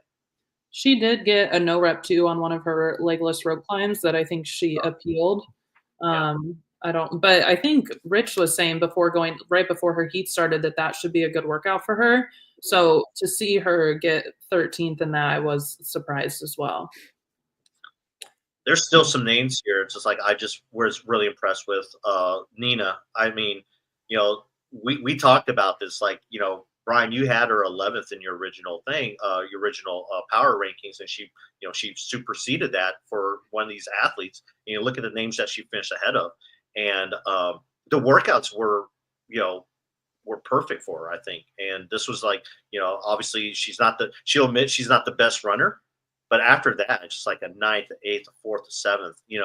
That has to be great for someone like her to kind of just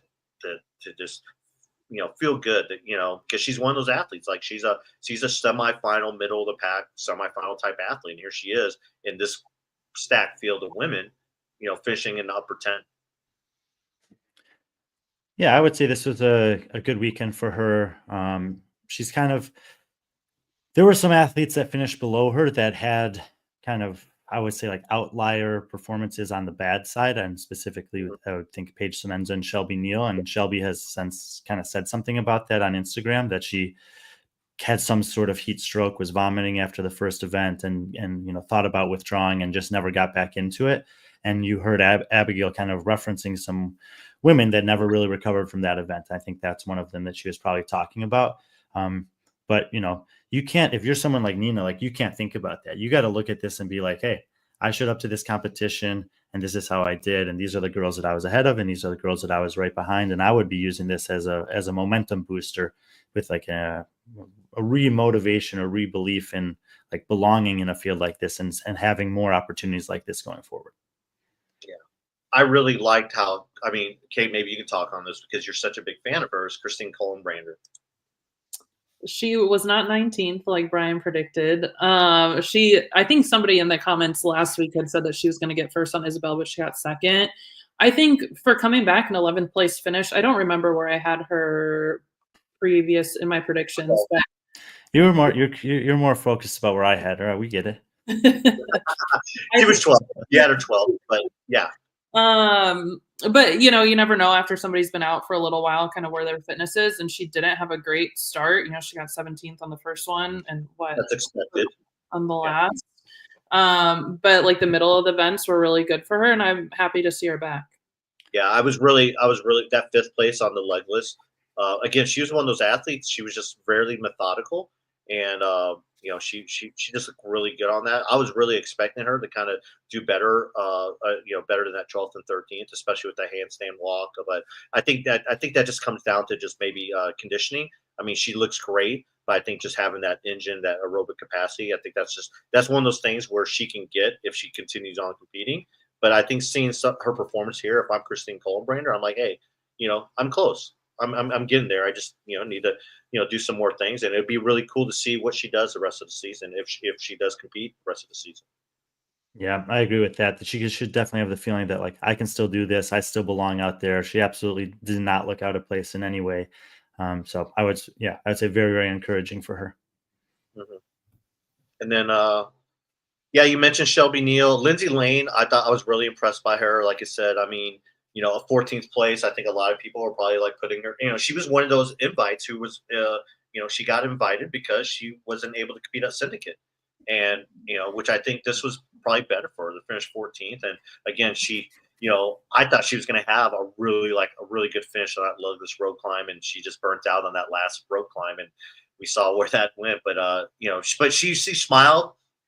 Like that was a cool thing is just watching her, and she knew like, hey, no one expects anything out of me, so I'm just going to go out there, have fun, and we'll see where everything falls in place. And I think she achieved that. I'd be really happy if I'm Lindsay Lane with a 14th finish. Yeah, and I mean, and the legless rope climb is specifically like sometimes you just got to take a risk, and she's a very small margin away from having a different result there. And many, many good athletes have been in a similar situation at some point in their career.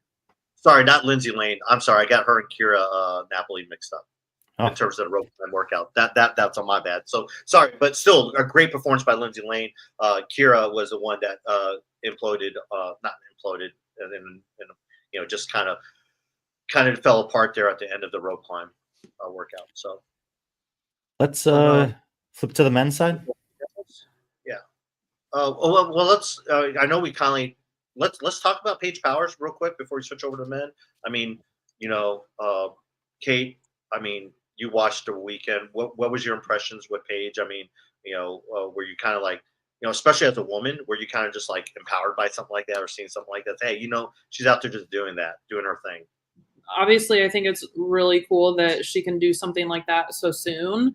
But I think about it from like an athlete's perspective of knowing that is not your best fitness level and still going out to a competition of that level and still doing it and showing up and doing your best. I think that is what is really cool is just going out there and doing it regardless of if you feel like, I don't want to say that you deserve to be there or not, but that you're not at the fitness level of everybody else. But obviously I think she's 8 weeks postpartum, and being able to do that is insane. I think it's awesome that she did it. Good example. I think what's going to be cool is like maybe, 8 years from now when she sits down is like, hey, I did this. And because she's only 21 years old. Yeah. So it's going to be really cool for her to kind of look back at this, not only her, but her family, and to kind of look back at these memories and like, this is what you're capable of doing. This is what the human body is capable of doing. So agreed. We'll switch over to the men. And I mean, we talked to Austin. I think we talked about yesterday, the WFP show, about how Colton Mertens was like, this is probably the most impressive 30-day stretch I've seen from an athlete, winning 2 qualifiers for high-end events and then going ahead and then finishing second and, was taking it to Austin Hatfield there. It was fun. It was fun watching those two go back and forth. And, I mean, it seemed like that was the matchup every time an event started was like, okay, where's Austin? Where's Colton? Who's going to finish? Brian, what was your impressive of that kind of like rivalry they're kind of developing, a friendly rivalry on top of that?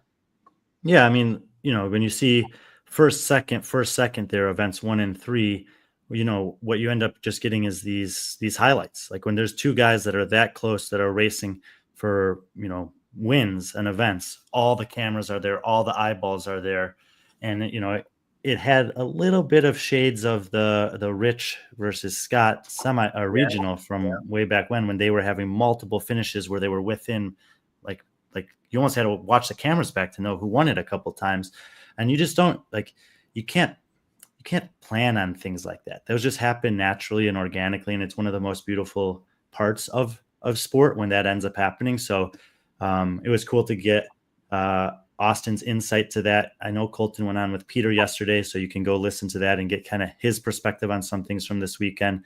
And I also think that that's cool that we have these different outlets to get the perspective from sort of gladiators of the sport after such an enticing and compelling weekend to watch. So, I mean, look at the names in third, fourth, fifth. And for those two guys who are sort of underdogs, or maybe, in Austin's case, kind of less experienced. In Colton's case, there seems to always be people that are counting him out. And to take down a guy like Roman, who when he's at his best, everyone always thinks is a threat. A guy like James, who's got big competition wins under his belt. A guy like Jason, who had a kind of re-breakout performance podium at Rogue.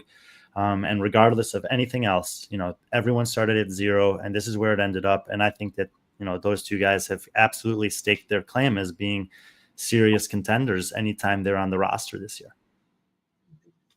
Yeah, I did want to ask both of you guys, because I'm guilty of this, and we said this last week. I think I said it more than anyone else, was like, Colton has to prove it to me, when it comes to live events, and he proved it. I mean, is this a norm, Brian? Is this what we're going to expect to see from Colton, or is this just kind of like or should we still be skeptical to see if he can do it at bigger events, because he kind of proved himself? What are your thoughts on that? Yeah, I mean, it's we've seen like 3 consecutive competitions now where he's had impressive performances and he's filtering right up to the top or near the top of the leaderboard. And obviously there's been some big names in all of those competitions. So sort of like the hit list or the checklist of guys that he can compete against is starting to expand. But think back to what we said last time of last year at the semifinals, he just pretty much made a mistake on the last event that cost him from getting another trip to the games. But either way, he wasn't battling for a win in that competition. He wasn't, and now he is. So I would say Colton is leveled up for sure. The difference between this competition and the CrossFit Games is the total volume and the breadth of the things that are tested. And while these were really well-programmed workouts, there was definitely some stuff that favored heavily in his advantage, and there always will be. But there will be other things that get tested in other competitions where, if it's we have WFP coming up. If he accepts his invitation to compete there, I'm going to be extremely interested to see how he does when Dallin's in the mix, when Jeff's in the mix, when Ricky's in the mix, when Sam Quant's in the mix, and Hoste's in the mix. A lot of guys with different skill sets, different levels of success, and more people who can, quote unquote, punish him for the things that he might not be good at. That's where I think we'll really get the opportunity to say, is this a guy who's actually one of the 10 best in the world? And if he is, how high up in that list is he going to go? But even so, it'll still only be a 6-event competition, and that's different than a 9 to 15 event competition like we're going to see at the WFP finals or a Rogue Invitational or a CrossFit Games. So I would say he's answered many questions. He's absolutely skyrocketing up the rankings, but how high? I still think there's questions to be answered, and I think we're going to get to see those things. Hopefully he comes to Indianapolis. That would be a good litmus test against some different faces. And then, he's locked in a spot for the games. We talked about it with Abigail, like the roster is going to turn over at the games. There will be some names missing. There will be some new faces there, but it will be a more robust test. And I think that if nothing else, just from WFP Indy and the games, we'll have a much better idea of just how good he's gotten these last 12 months. Yeah, I also think, for once, Colton is a targeted person. I would say since the end of the games last year, he's been kind of almost the face of competitive fitness. And you talk about all the events he's done, the Kill Taylors he's been on. He's really expanded his portfolio. NorCal. he still plans on doing NorCal this year. So I mean, if he does accept his WFP, which I think he told Peter he had every intention of doing that, you're still looking at him doing NorCal, and I wouldn't be surprised. That means we'll see him in Indy, we'll see him in California, we'll see him in New York. So like you're gonna get plenty of chances to see him, and he's not, despite the success, like, and there's no surprise by this, but he's not backing away from competitive opportunities. That was the point I was trying to make. Is like he's not backing away from these guys. So actually, he may have the target on his. He kind of has a target on his back because like these athletes like Adler, Dallin, who haven't really competed that much or gone against them head to head, they're looking at him and they're like, okay, we know how fit he is. We know what he's capable of doing. It'll be fun to watch. You had asked me, I think you'd asked me last week or 3 weeks ago about where I would put him relative to that WFP field. And you can be sure that I'm thinking about that. yeah, definitely. I mean, again, I think, outside of the podium, I mean, Roman, I think both you guys had Roman at 4th, both had Colton at 5th. Roman, I thought this was a great showing by Roman. Especially, that 3rd and the 1st. I mean, he had some 10th places in there, but those were events that we knew that Roman, not necessarily would be the greatest at. But I was really encouraged to see him on that Echo bike, kind of staking the claim as king of the Echo bike, especially with the field that has Sprague and Hopper in it as well. And then seeing Colton there in 4th on the Echo bike. So it's just, again, it goes beyond saying, is like, well, the Colton in 4th is similar to Claudia Gluck taking that event there. And I think that this, again, just points back to the programming. Like these were workouts where it was pretty difficult to be like singularly good at one thing and immediately know that, oh, this person's going to win. Like you heard Abigail say it. Why did she think Haley was going to do on that workout? Because she was good at all 3 things. Yeah. And in a workout like the running in like the first workout, Austin was the best runner out there. Colton was the best at the 2 things in the gym. They ended up close. The final event, Roman, James, Jason, they're going to be really difficult to beat on a bike. But Claudia Gluck, Colton Mertens, who can make up some ground on the bar muscle up, can stay in the fight. So this goes back to the thing we opened the show with. Like, there's no doubt about it. If you wanted to see competitive events or heats, you got it just because of the cleverness with the program. Let's move outside the top 5. Obviously, we're going to see more James and Hopper here and Roman here in the next couple of weeks. I know like James and Hopper, they've already talked about, obviously the online semifinal. Same with Roman, and they both are scheduled to compete in some of I think Sprague is at NorCal. I know Hopper accepted his invite to Syndicate. But let's talk about the guy in 6th and 7th. Let's start with Guy. I was so impressed. Because when you think of Guy, we don't think of that guy hurting, selling his soul to do something. And we think of it, obviously a sprint event, him coasting across the finish line, stuff like that, but to see him get that 3rd place at that final event, I was really impressed by that. And I want to see more of that from Guy. Even the first event, kind of a middle pack finish on a longer event with, most of, about half the time spent on the running. And I had said in our preview show, I looked at where I had Guy and I said, that doesn't feel right. I think I screwed this one up. He probably should have been higher. I don't know if I would have put him 6th, but it was when I look back at the weekend, I wanted to make sure to mention in the thing I put out on Monday, I think, that was notable to me. And that, we had kind of said, look, he's often in the mix for these top 10 finishes, and he's done it at a lot of different competitions, and he's done it again here. And look, you cannot do that by being good at one thing. And we've talked about how these events were programmed individually to reward fitness, and his performances reflect a pretty fit guy. Do you think it was because it was Mayhem programming? Look, he's got multiple top 10s at Rogue, multiple top 10s at the games, multiple top 10s at Wadapalooza, top 6 performance, or it's in the top 3rd of the field here.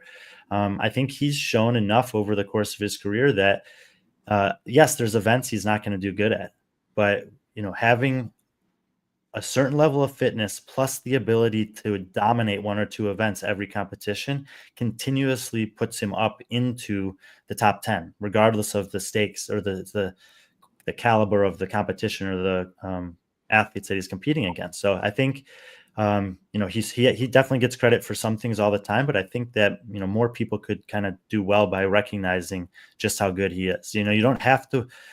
Not everyone can win every competition, and he doesn't have the major podiums, but he still is a guy who's I don't care what the competition or the competitive field is. If you're not thinking that he has a chance to be in the top 10, you haven't actually accurately assessed what he's strung together in terms of a resume. He was actually the guy that kind of almost, you did really well predicting the top 10. You had Guy at 11th, he finished 6th, and then, Luke Parker finishing 10th, you had him 12th, but you're pretty spot on. Seth Stovall, but you had 8th, and you had. I had one. 11th. I think I had one huge miss on the men's side, which was Spencer Panchik.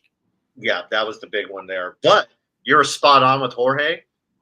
You kind of said to yourselves, like, hey, this is kind of a chance for Jorge. It's like, what, this is it. This is, you got to prove yourself. And, I was really encouraged watching him the first day one.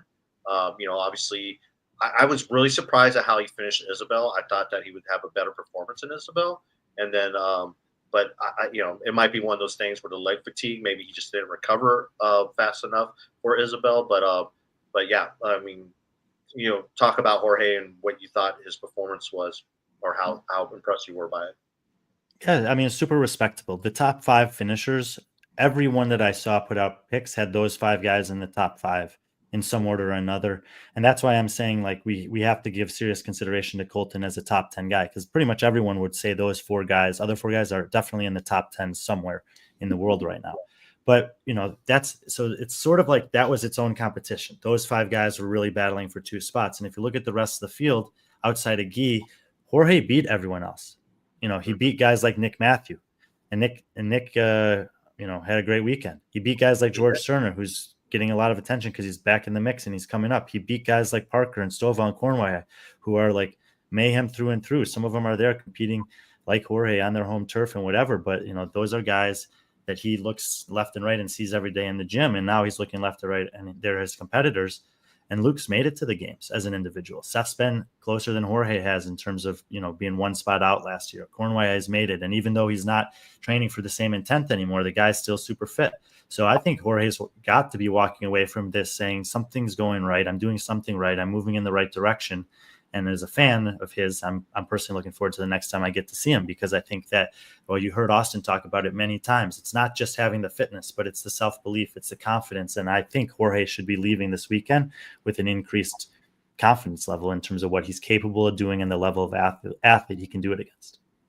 Well, we might be seeing him at the WFP in the challenger division. I had some talks with him, and obviously that having that incentive of $1,000 for top 5, and Jorge is one of those people who he does want to he wants to compete and get more experience, because he had a later start than some of these other athletes, and he was a team athlete. So we might be able to see more of him at the WFP event in the challenger division. Cait, what did you learn about George Cerner? I know when you originally put him on your rankings, you were just like, hey, I just heard his name a lot. I don't know too much about him. You actually got to see him. What'd you come away impressed by or not impressed by? I was super impressed by him and really enjoyed watching him. And I think it was Isabel. And every single one of his reps looked the exact same, from rep 1 to rep 30. Like, just a really solid performance. He moves well. He was really exciting to watch. I'm excited to see him. I think I saw that he's going to Syndicate. So excited to see him compete again and get some more exposure to him. Yeah.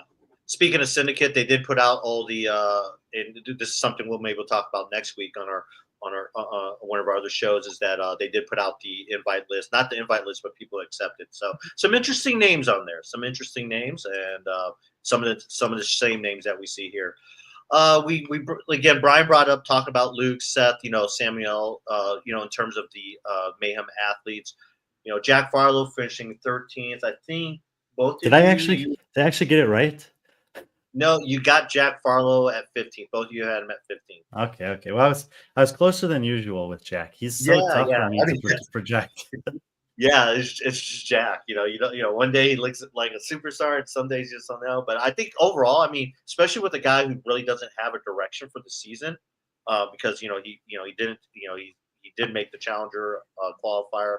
I would like to see him in the Challenger qualifier for WP. I think that would be really good for him, especially if you have people like Jorge competing in it as well, and also get us some points. His season isn't over per se, and then so I thought that was a really good performance of him, especially in that 5th place in that last workout. Jack Rosema, I'm sure he wish he would have had a better performance, but like you brought up, he was just kind of just dealing with life. The guy is a full-time in the military. He's a husband, a wife. I mean, has a husband and he has children. So I think if anything, he's kind of more encouraged by this. I actually think this is a guy who has an outside chance of possibly making the games through the online semifinal.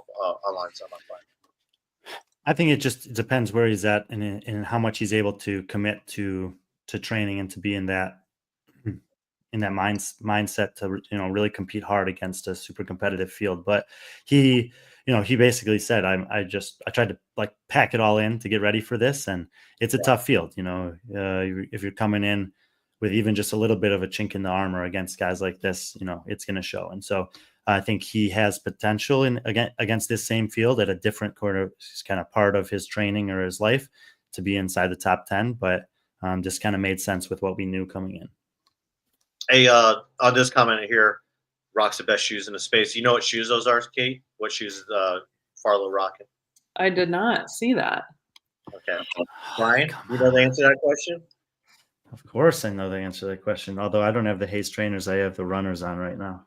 Yeah, but friend of ours, the good old strike movement. So, Brian, I know you got to go here shortly, so we'll just kind of finish this up here. Royce Dunn, I mean, both of you had him in the bottom based on, and you guys put it based on travel. So, Royce came in there, just kind of just did his thing. I had said it. I did not think Royce was the least fit guy in the field, but I also really wasn't sure because he's also at a point where he's still training all the time, but I don't know if he's training to be a guy who can contend against the top 10 or 20 men in the world. And, at this point, if you're not doing that all the time, you're going to be exposed against the guys that are. So Royce had some strong performances here. He's an incredible guy, an incredibly fit guy. He also came in earlier than I was expecting. So he, had some time to acclimate. It's not a trip that he hasn't made before, but man, like that, he's already gone. He's already back in Australia, I think. And that is such a tight turnaround for such a long trip. And I think it's really a testament to Mayhem because, he's been there, so many times in the past and he didn't want to miss out on an opportunity like this. And, if you're scrolling through Instagram and looking at all the posts, like there's one thing that's for sure is that everybody who went there this weekend had a good experience. Mm-hmm. Yeah. Agreed.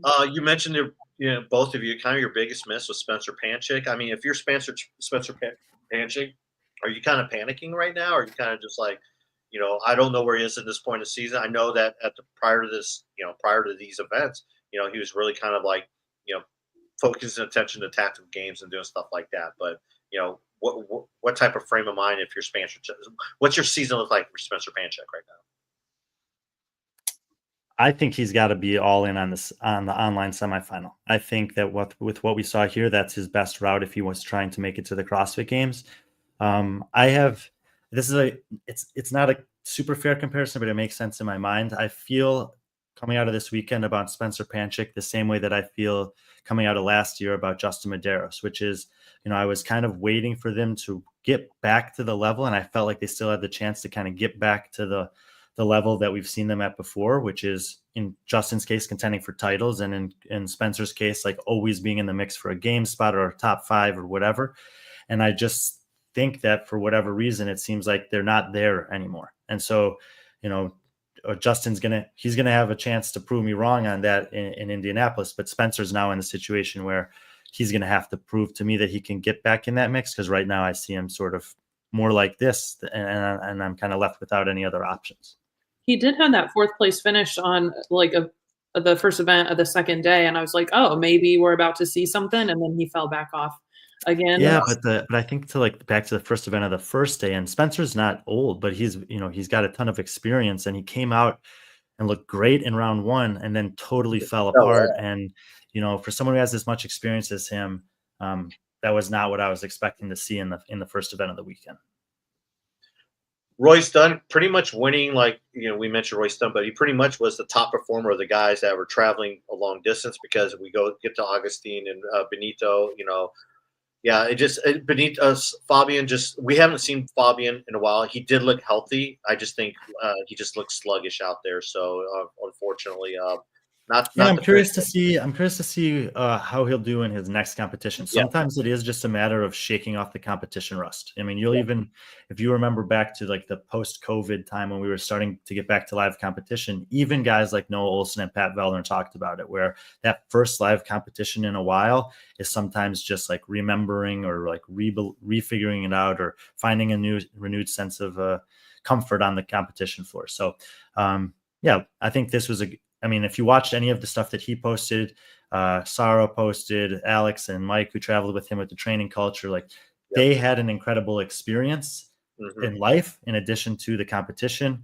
And I think that every one of them would say this was a trip that was more than well worth it. I'm just also sort of hoping from the competitive side that it is more of what I was talking about, knocking the rust off, and that the next time he takes the floor, it'll be a little bit more of a threatening type of Fabian that we're used to seeing. Yeah, it's good to see. Alex Vigneault, we know what he is at this point in the season, or this point in his career. This former, potential top 10 athlete at the games, kind of shifting his focus to being more of his career as a law enforcement up in Canada. And then kind of like the news, unfortunately, is Cale Lehman, with the 0, finishing last place, not looking very competitive. I was very distraught by that, because I know Cale. I've seen some of his performances, and it's kind of put a target on his back, and I think rightfully so. He's gained a lot of criticism. I know he does have some things externally that he's dealing with that a lot of people don't know about, in terms of the military and his requirements for that. But still at the end of the day, I think he got the experience. I mean, he got to experience something that all of us would probably want to do. But I think that at the end of the day, we would probably still have to say we still finished 20th, just like Cale. So. Right. We mentioned Syndicate Crown. He did get an invite to Syndicate Crown, so he's got a lot of things. He's got a lot of things to sort out, and a lot of questions and a lot of criticisms on his way. Hopefully, he figures it out. Anything either one you want to say regarding Cale? I mean, I'll just say this. I know what it's like to be in the spotlight and have scrutiny come down upon you, and that's going to happen from time to time to different people for different reasons. And I think hopefully. Cale can just lean into what he knows to be true, and if he feels the need to share any of that information publicly, to do it on his own time frame. I'd like to believe that he's got a really good friends, family support system through the Army and everything like that, and that those guys will know him, and that he can be confident in that. But yeah, I mean, it's tough to see someone have that type of performance in the first time having an opportunity like that, and then to follow it up with some of the, I don't know if they're assumptions or accusations or what you would call them, but just stick with it. Adversity is what makes people stronger. Like Patrick said, there's a lot of stuff you learn about yourself as an athlete, and now I would just embrace this as a chance to learn about yourself as a person, lean into your people, rally from it, get stronger because of it, and come back for the next one. Yeah. I would say. So I was just gonna say. What Brian said. Just PC, I do have to go. Okay. You guys can finish it up. We gotcha. Bye, Brian. Have fun. The last thing I was going to say about that is just, if he loves it and loves the sport, which obviously he does, not to let that deter him from continuing to do things, no matter what happened, just don't run from it. Be better, do better, but, don't let the negativity make you not love it anymore. I think that's pretty well said. I mean, but overall, if you had, your experience, actually, I guess one of the first times you've actually got to watch a competition and kind of deep dive evaluate it. I mean, what's your general consensus on, your first experience watching an event like that, thinking differently? I know you're a fan of I think that's one reason why you do so well in these shows, because you're a fan of the sport first and foremost. and you're a member of the community as well. But what overall thoughts on Mayhem? I thought it was really cool. My poor parents are here visiting. I made them watch the entire thing from start to finish. But I thought it was really cool. I liked the programming. I loved that they smoked the legs on the first event and then had to use them again on the second event. And then first event, the second day with the legless rope climbs, tested their grip. And then at the last event, I think it was the last one, they had to do 30 bar muscle ups. I love that everything kind of played into each other. I thought it was awesome. Old school CrossFit, at Mayhem, it's just kind of, it felt like the right way, I think, to start the semi-season. I thought it was cool. I loved it. And it was really, it made me pay attention a little bit more. I'd always turn it on in the background, but this year I'm a lot more engaged in what's going on. I thought it was cool. Loved it. I agree with you. I mean, Brian's not here, and I think one thing, because we had such a full show. I mean, we're at 2 hours right now, and obviously went a little bit longer with Abby. But I think one of the things Brian wanted to do, and I think why some people kind of tuned in, were kind of asked Brian, based on what Brian's opinion was regarding the programming. And I don't think Brian wasn't criticizing Mayhem at all. He wasn't criticizing the program. He was criticizing why people weren't being more critical of it when people were more critical on other things. So I think what people did is, if you go through the comments, which, it's just kind of hard not to do. It's like Brian wasn't criticizing Rich at all. There was no shot at that. And I think because Brian left, we weren't kind of able to go over it. But him and Rich actually have had conversations since then. And Rich, so I mean, it's like people presuming stuff and not knowing the backdrop of it. And I think Brian has put himself in a very unique position where he is considered a very a public forward-facing person of the sport, a very opinionated person, just like other people are. Just like anything that people forms opinions, you always have people that have one opinion versus the other. And Brian isn't very combative when it comes to stuff like that. If you throw stuff out there, it's I love just like you. I love the programming. I'm a squatting guy. I love squats. I love running, stuff like that. So I love the program. I loved everything about Mayhem Classic. I mean, I had so much FOMO. I was literally in London on vacation, but I spent more time probably watching everything and sending text messages to you and stuff like that. But I went to that first Mayhem Classic, and it was the first official media thing I ever did as a CrossFit journalist. And I love every time I go down to Cookville, which is probably once, 2-3 times a year. I go down there. They, Roe, Josh Malone, Rich, they've opened their doors to me, and they've been very kind and friendly and like that. So, and they also know that we're very, I think that's one thing that Rich and the Mayhem family respects about myself, Brian, and people that are involved with us, is that we do have hot opinions.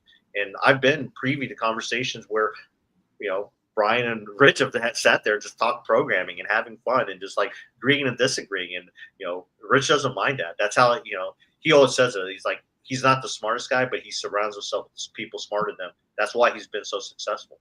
And even in Brian's posts, and I don't even know Brian as well as obviously you guys, but watching that post initially, I was never oh, he has an issue with Mayhem programming. It was he's sparking the conversation because there has been so much about WFP and no squatting. Yeah. And I don't want to say trying to be controversial because I don't, but just starting the conversation to why are we talking about this so much, but we're not talking about this. I never took it as I didn't think that was the intention at all. I do think it's unfortunate, and we've talked about this, that the space is what it is, and I think that really sucks. It's scary for me. You want to do something that you really enjoy, kind of like kale, and then you put yourself out there, and now you're under scrutiny.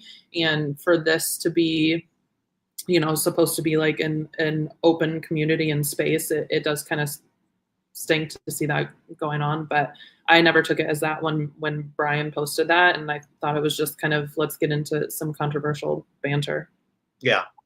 And Brian's never one to kind of shy away from that type of stuff anyway. So, yeah. And for those who's say it to Rich's face about he does say this stuff. He do, part of, and part of some reason why people may dislike Brian in certain ways is because he has he is brutally honest. He does have conversations with people. He's not one of those guys that shy away. And I've seen this personally. That's one of the things I like about Brian and why I've become good friends, because I kind of feel I'm that way too. But me and Brian disagree on a lot of things, believe it or not. And that and it was one of those things. So he asked me, he's like, "Should I post this?" I'm like, "Yeah, go ahead, man." Just like today's show is like, "Should we address this?" So I'm like, "Yeah, why not?" We don't try to shy away from anything. We just have a certain way of doing things. We're not going to sit there and pour gasoline on the fire. We're just going to address it and then move on, and hopefully we all learn from it. So if that's not for you, it's fine. It's cool. It's great. Me and you've had discussions about this. The media space and CrossFit sometimes can be a very toxic area, especially when you go in the comment section. And and I have to pick and fight, pick my battle sometimes with people in the comments. But more often than not, what I want to do is just kind of get to learn their perspective, why they got it, and then just engage in friendly conversation at the end of the day. And so next week we're gonna do another WFP show with bring Mason back on. We're going to talk about the Challenger division. We previewed the Pro division, the Pro qualifiers and the Pro division. So next week, I think we're going to talk about Challenger division. So we should have a lot of finalized lists on that.